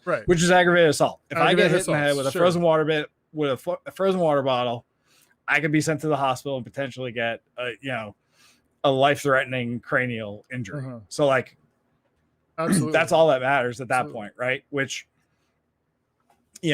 so from there on out. But in the case of Phoenix, like they waited another hour to declare it a riot, which adds the severity of the charge, all these different things. So, no, shooting fireworks at police officers is a violent act. That's aggravated assault. And if you're shooting at a building, it's probably arson. And so that the last point I was going to make, you and I could belabor this for a long time. The one thing I was just going to say is if you've got a crowd of 2,000, 10% are acting a felony way, committing felony acts. I don't know how you reasonably try to peel that 10% out of a crowd of 2,000. But that being said, that's routinely what police do. Normally, Well, that's what they have to do, because if you're in that moment, you can't just say. What I'm saying is that, like with the example in Phoenix, they start throwing bottles, blah blah blah. You declared an unlawful assembly, you declared a riot. You can't say, well, we can't disaggregate the violent people from the whole crowd, so we're just going to beat the shit out of all. I can see we're going to disperse chemical agents, gas to get clear this space, whatever, lower levels of force, but you can't just like charge into a crowd and beat them with sticks. I mean, I don't want to live in a country where that happens. No, totally agree. You brought me to, I think, the ultimate point here, right? So like there's an aspect of this which is triage, right? So if you're a law enforcement agent, you're outnumbered X number to, whatever ratio you want to take. The video that we see, which is extreme and maybe, out of policy, illegal, whatever, is probably the moment where that officer decided that he needed to go to that point. Not necessarily. And I'm not saying always the case. I think you're right. Most of the time that's the case. But what you're saying is, okay, there's 10 of us, there's 100 of them. This guy, for whatever reason, or girl, needs to be brought, into custody, and we're going to do whatever we need to do. Now, I'm painting plenty of assumptions within that. Reasonably, so, based on the severity of the crime and the totality of the circumstance. Yeah, but generally, if you're getting to that point and you're outnumbered, you're not going after the person. Like, if the Navy vet and the flower girl are at the same moment, you're not going after the flower girl. You're going after the Navy vet, and hopefully you're applying force prudently and reasonably. We'll find out. You do what you did. Civil suit comes. You do what you did to the other woman: is you secure him, you drag him behind the line, you create a shield wall, and then if he fights, then you hit him with sticks. If he throws punches, you throw punches. But if he doesn't do anything violent, you put him in handcuffs. There is no line. So I can't. So let me ask you one simple question: if a person, we keep saying this. No, this is the one simple question. If a person is not using violence, if they are standing there and yelling at somebody, and they haven't used, I don't know that he wasn't using violence. No, but I'm asking you this. I don't know that. I'm saying no, but I'm not talking about this guy. I'm saying hypothetically. I want to agree on something. That if you're at an so there's an unlawful assembly, it's been declared. Let's say it's been declared a riot, and a person, man, woman, doesn't matter who, walks up to the police officers unarmed, doesn't throw punches, doesn't throw anything, and is yelling at the police officer. And the police officers make the determination that this person is here unlawfully. We have probable cause to arrest. They're instigating because they're causing a big scene, and we're going to arrest this person. Here's the only thing I'm saying is that they should use the amount of force that is reasonable and necessary to effect the arrest. End of story. It doesn't matter what else is happening. If the person is not a threat to them, then they can't just kick their ass because it's an unlawful assembly. That's all I'm saying. You'd agree with that, right? Okay, cool. All right, so we agree. All right. Do you want to do another? We're not that far off. No, we're not. I don't think we're. No, here's the thing. I don't think we're far. I don't think we're far off at all. I think that we are pretty close most of the time. All right, let's do another one here. And if you got a split, just let me know, and you can whenever you got a split. You got it. All right, so this is Seattle. Breaks up a crowd. We see a line of bicycles here. And we see a skirmish line with police and citizens here. They're moving the crowd back. Looks like they're arresting somebody here. They're just attacking people again. They're just doing it again. I don't see an attack. I don't see anything that's alarming right now. As you can see. I see them breaking up a crowd. All right, that's pretty much it. I saw a shield wall, I saw a wall, that like a skirmish line that had been established. And based on the activity of those bicycles lining up, it looks like they had prepared this, where they opened up space. They sent those bicycles in to push the crowd back. I don't know what the reason for doing it was, but based on the organized and controlled methods that they used to execute the maneuver, it appears to me as though they were trying to achieve some objective. And I didn't see anything that appeared to be people out of control and just beating people or anything like that. It looks like they took somebody down.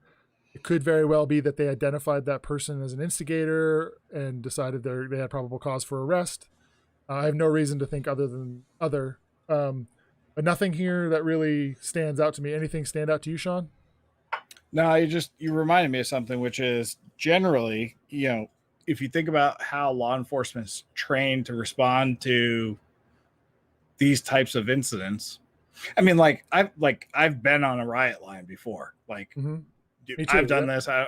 So normally, I mean, let's put that in perspective here, right? Like, you and I have both done this.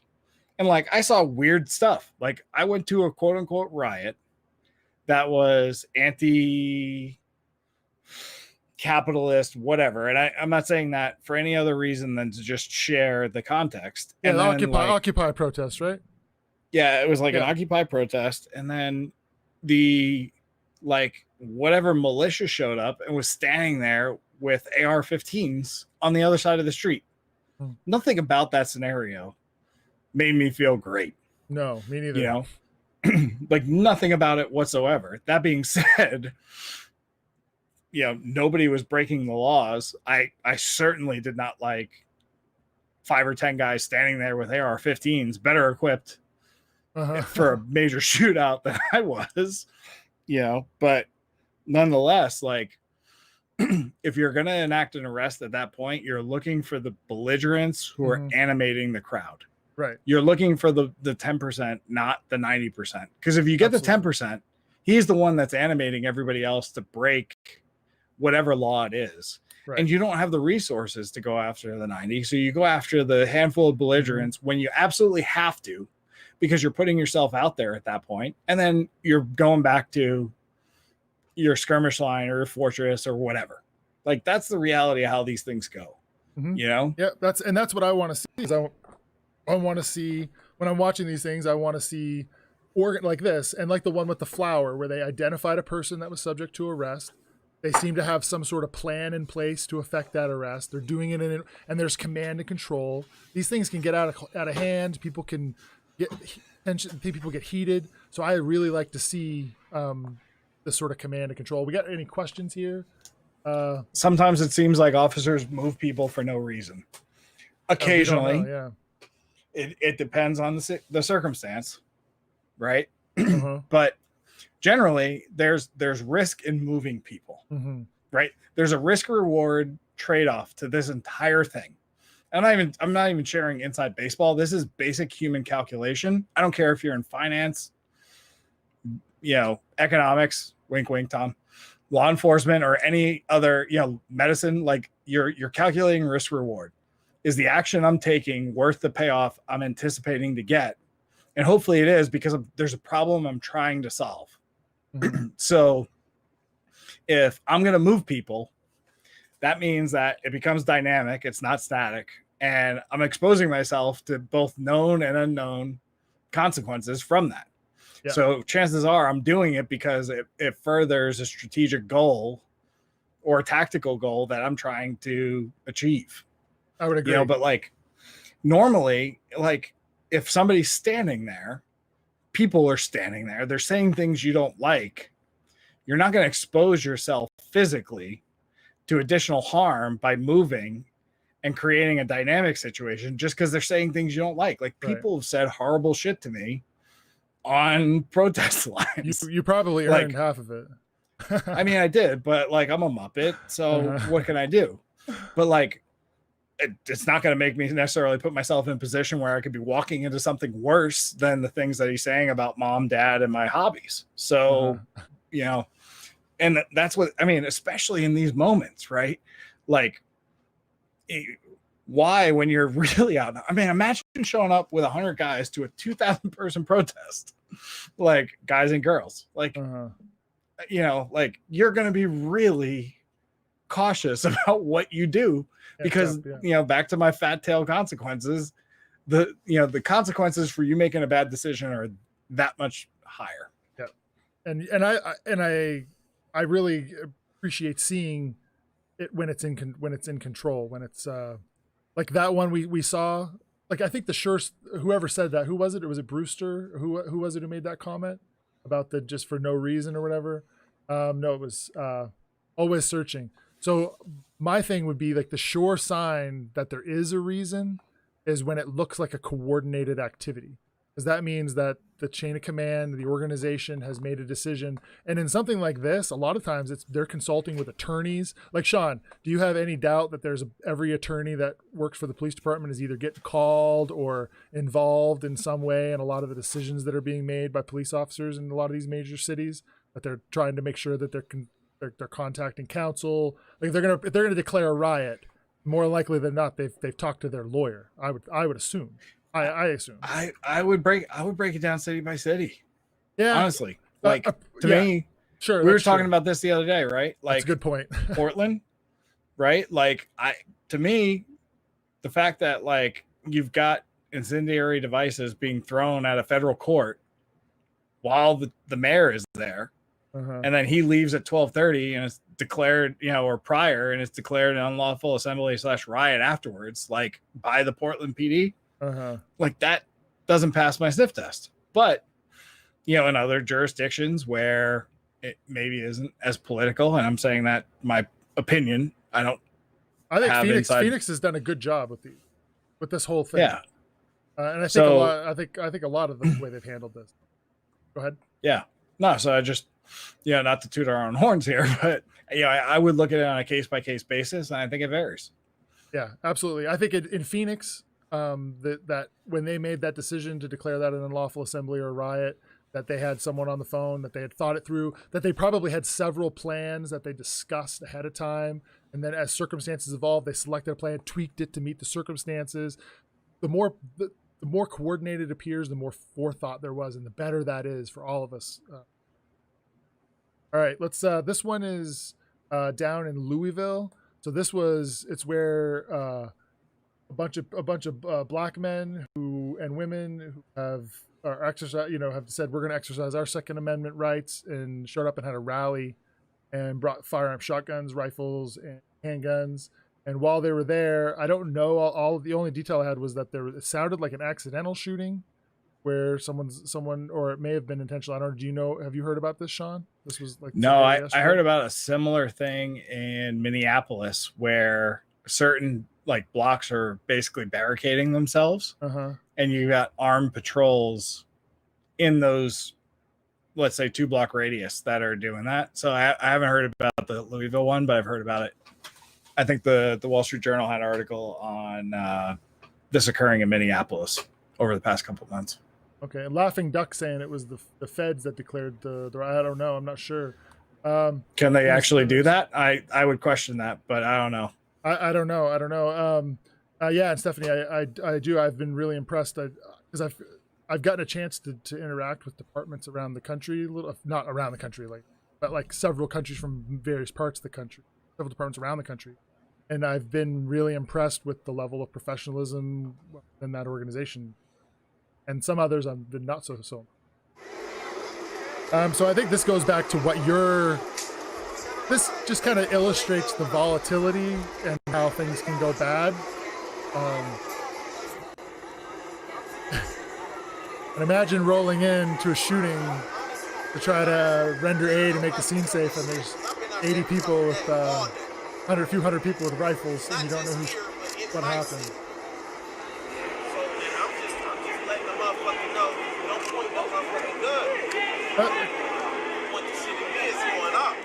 You know what? When I see this lady here with her down on a knee, with her rifle pointed down, suppressed down on the ground, that would give me some reassurance anyway.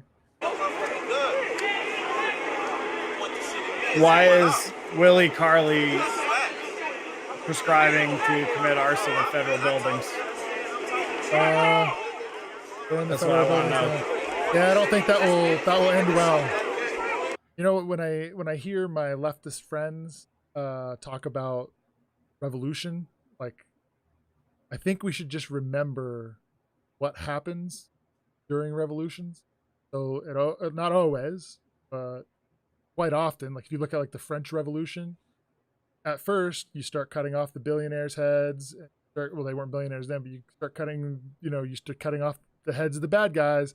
But very, very quickly, things spin out of control, and it's you that your house that's getting burnt. So you may want to start with federal buildings, but it could very quickly turn into your house or your loved ones, their house burned down. Once you let violence out of the bottle, let it out of that genie out of the bottle, no one can control it. So anyone who calling for civil war or a revolution obviously doesn't know much about violence. We want slow, incremental change in this country. We haven't had enough of that, but that's what we want. Reasonable people compromising and moving forward, not revolutions. So that's pretty much it on that one. You got anything to say about that? I don't really have anything. Sounded like someone got shot. Doesn't look like they confronted the police. Second Amendment, not breaking the law. I guess they contacted the city ahead of time, let them know they were doing the march and or doing the occupation or whatever it is. Yeah, Willie, let's talk about that. The laws that govern violence is on the police side. In most states, as far as I'm aware, the laws that the police have to abide by are the exact same laws that the average everyday citizen must abide by. In certain instances, there's a couple of statutes that create a little bit of nuance and leeway for law enforcement. Like if I remember correctly, in Arizona, there's a law that police can drive 5 or 10 miles per hour over the speed limit with their emergency lights on in order to respond to an emergency call, as an example. But the fact that, like, the claim that violence is on the police side, I just don't see any basis for that whatsoever. In legally, practice or otherwise, I mean, maybe you could say that they're better trained in violence, but like, let's actually be objective about this and call it for what it is. Like, I don't think factually there's that much support for a claim like that. I'm okay with, well, here what I would say is I agree with what you said, but the state, I think that police are the apparatus that the state has designated to dispense violence on behalf of the state. There are legitimate times where the police are mobilized because of their capacity to distribute violence in an efficient way. So like if there's a person kicking the shit out of their wife in an apartment building, and you need to send somebody in, right? So you're sending somebody in there to use violence to control. Go ahead. I'm laughing at you. Had me with the we can declare unlawful assembly against police. If you manage to get the elected people in your given locality into office to add that caveat, then yes. But call me crazy, but for some reason that hasn't made it into any state statute in regards to unlawful assembly that I'm aware of. And that's because of Tom's point. We sacrifice certain rights and liberties and invest those in the government, for the better of society. And that's probably why you can't declare a riot. Right. And I want violence to be monopolized by the state.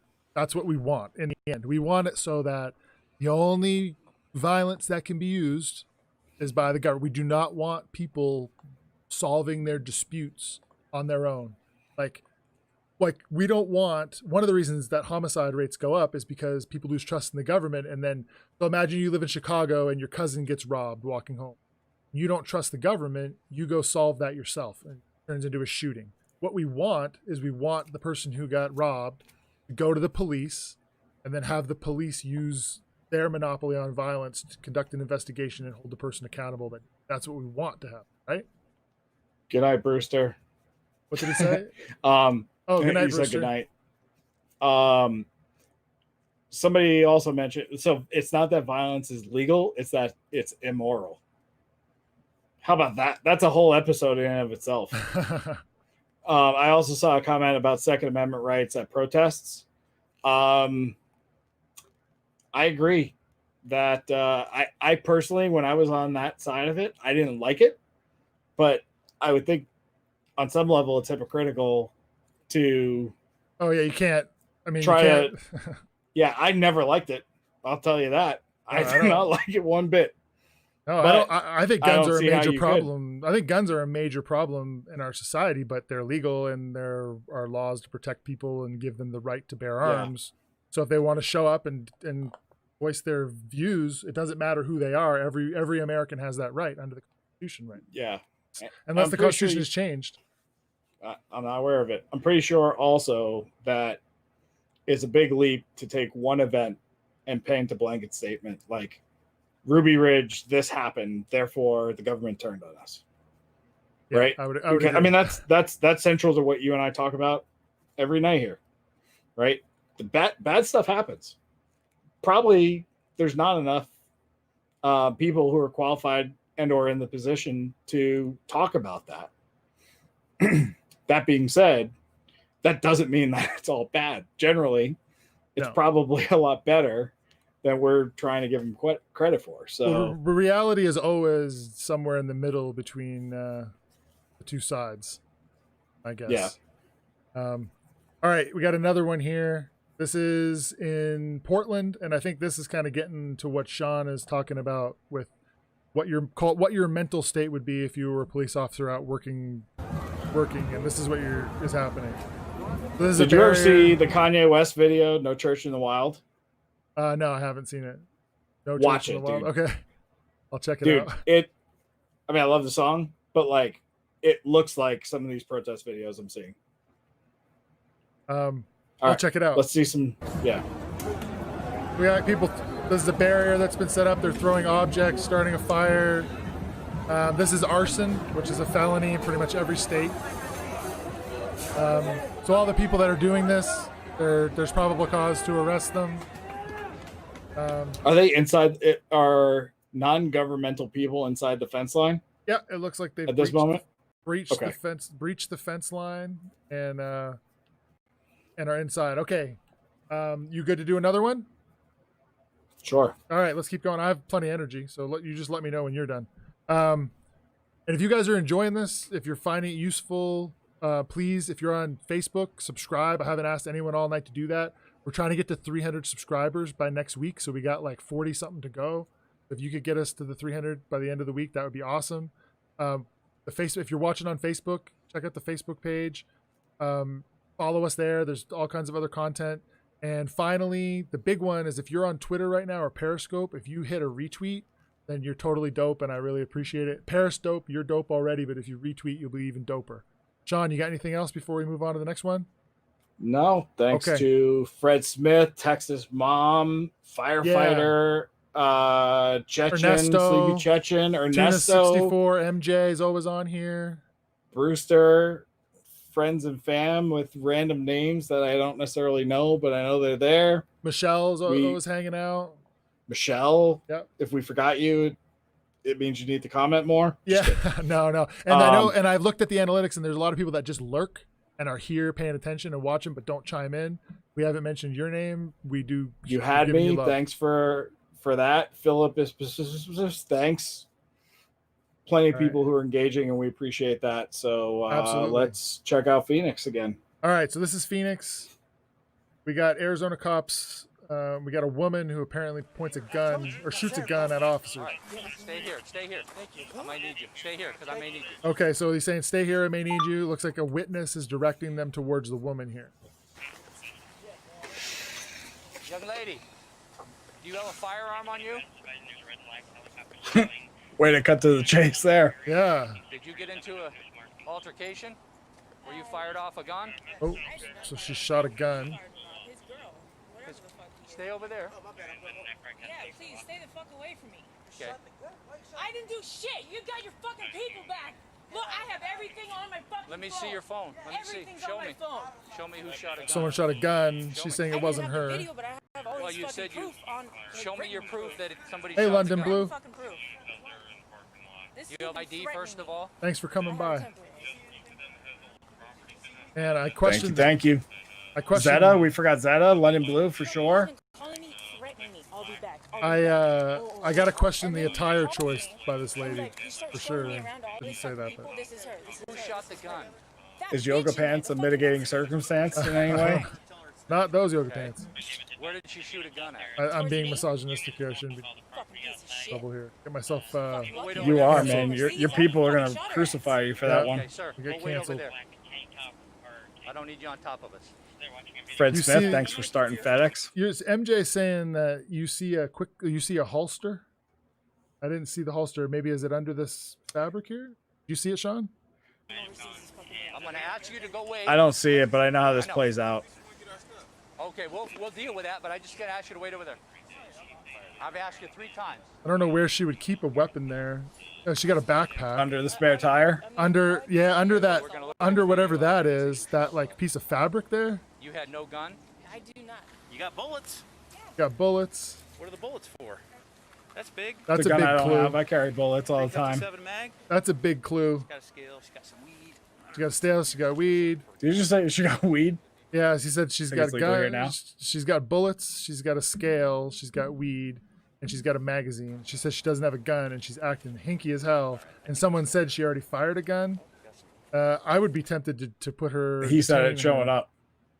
He said what? He said what? I Sean? think when you showed that was the first question he asked when he showed up. He's like, "Hey, you got a gun?" Yeah, he asked her. He asked her right away. Left side waist. MJ is saying. See if we can see it. Right. Left us or left her? I think it's right her.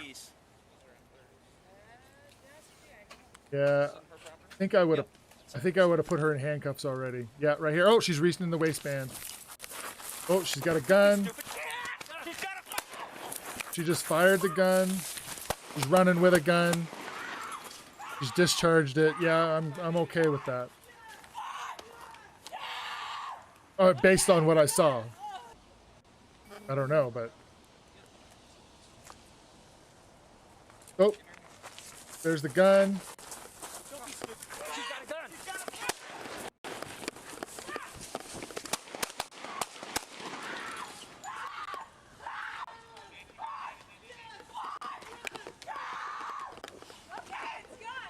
Nine 24 Adam 998.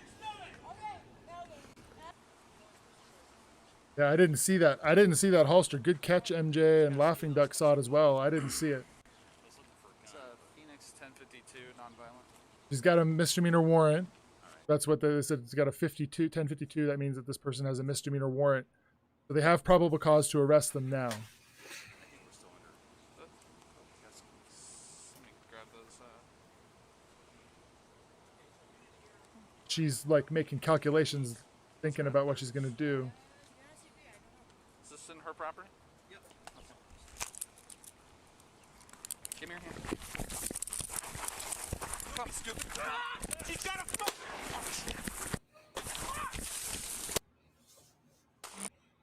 All right, so she's fired around. She's struggling with police. She's armed. She's already fired a gun with citizens there before you arrived. So she presents a pretty clear threat to the community and to the other officers at this point. If other officers need to arrest her, there's a good chance they're going to end up in a gunfight. So if she's running away from me armed with a gun, I'm okay shooting her in the back, as far as I'm concerned. She's not. She's already tried to shoot, or I'm interpreting this as I'm interpreting this as me being in a gunfight with this person. They've already fired a gun at officers. They're running with a gun, and I'm not going to leave my fellow officers to have to confront her in an alleyway and get shot. She presents an existential threat to the community. She could carjack somebody. She could go after this other guy who you told to wait down the block, who she fired the gun around before. She could go be a risk to him. What are your thoughts, Sean? Yes. Yes. All right. That's short and sweet. One thing I don't like that I just saw right there is check out the backdrop on this last body cam. Oh, so right. We got her, and then we got the guy that you told to skedaddle down the block. That's him directly behind her, I think. And I think this guy discharges his firearm. 2 rounds, 3 rounds. David 998. I'm not a fan of that, but I think that that's understandable because someone just shot at you, you're in a struggle, and probably didn't see the person downrange. What are your thoughts on the backdrop? Yeah, it's not great. There's maybe a little more spacing than we can appreciate from video, but it's risky if that got compressed for any reason, you know? Yeah, and but I mean, recognizing that silhouette downrange like that in the heat of the moment, that's tough. Yeah. That's really tough. Well, and you got, as long as like you've got a couple cars there, right? Like the fence isn't going to do you any good, but if you've got a couple cars and like, you know, they're empty, yeah, maybe looked at them on the way up, you know, to contact her because of where you parked. You probably parked far away. Yeah, for sure. Especially a subject with a gun call, so maybe you have some certainty there. So, let me see here. We got another arrest.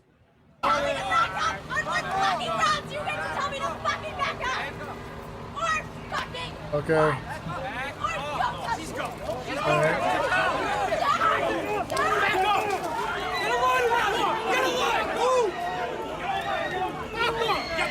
All right, I see the same thing that I saw before, where you have a person who assaulted it's an assault because she that one, I know Stephanie said on the other one with the flowers that she pushed. I think with the other one she extended the flowers. This particular incident, it was pretty clear to me that she did like a push at the officer. They gave it a lawful order to move back. They gave her a pushback, a gentle pushback. She advanced on the officer and extended her arm and pushed the officer. It's an aggravated assault. Someone made an announcement to her. They made a decision to arrest her. They secured her, created a shield wall in front of her to keep people from interfering with the arrest, and then take her into custody behind the line. Did you see anything with that one that you have issues with or you think's notable? No, it's just, you know, it's interesting. Like you think about like your rental state when officers, like a wall of officers are telling you like you need to back up and like to re-engage and actually get within arm's length. Right. So yeah, let me see here. We got, did you see anything that was that bad? All right.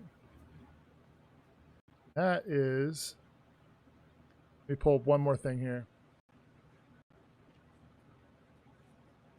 All right, borrowing some streams here. Everyone's labeled up there.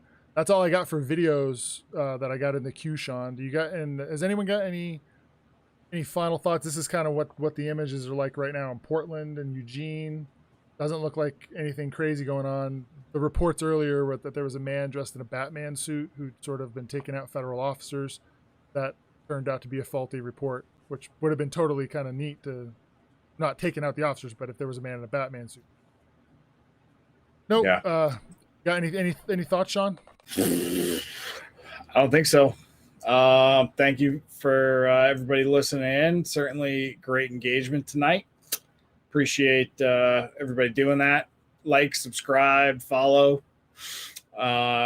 Send questions to Tom or other videos. Like, we're here to give our 2 cents for whatever that's worth. So certainly happy to, you know, if you have a legit scenario or video that you saw to opine on it and, you know, share what we see. So absolutely. Thank you to everybody for the support. Yeah. If you have a video or you have a question, send it, hit me up on the DM on Twitter or hit me up on the website. If you go to my website under my face here, my ugly mug here, the contact button there, you can send me an email with a video. If you send a video that that we think is something worth breaking down and you want a shout out for supplying the video, just let me know and we'll give you a shout out and break it down for you. And that's it. Basically, you got any final words or we're going to say goodbye? Goodbye and good night, everybody. Thanks again. All right. Thanks.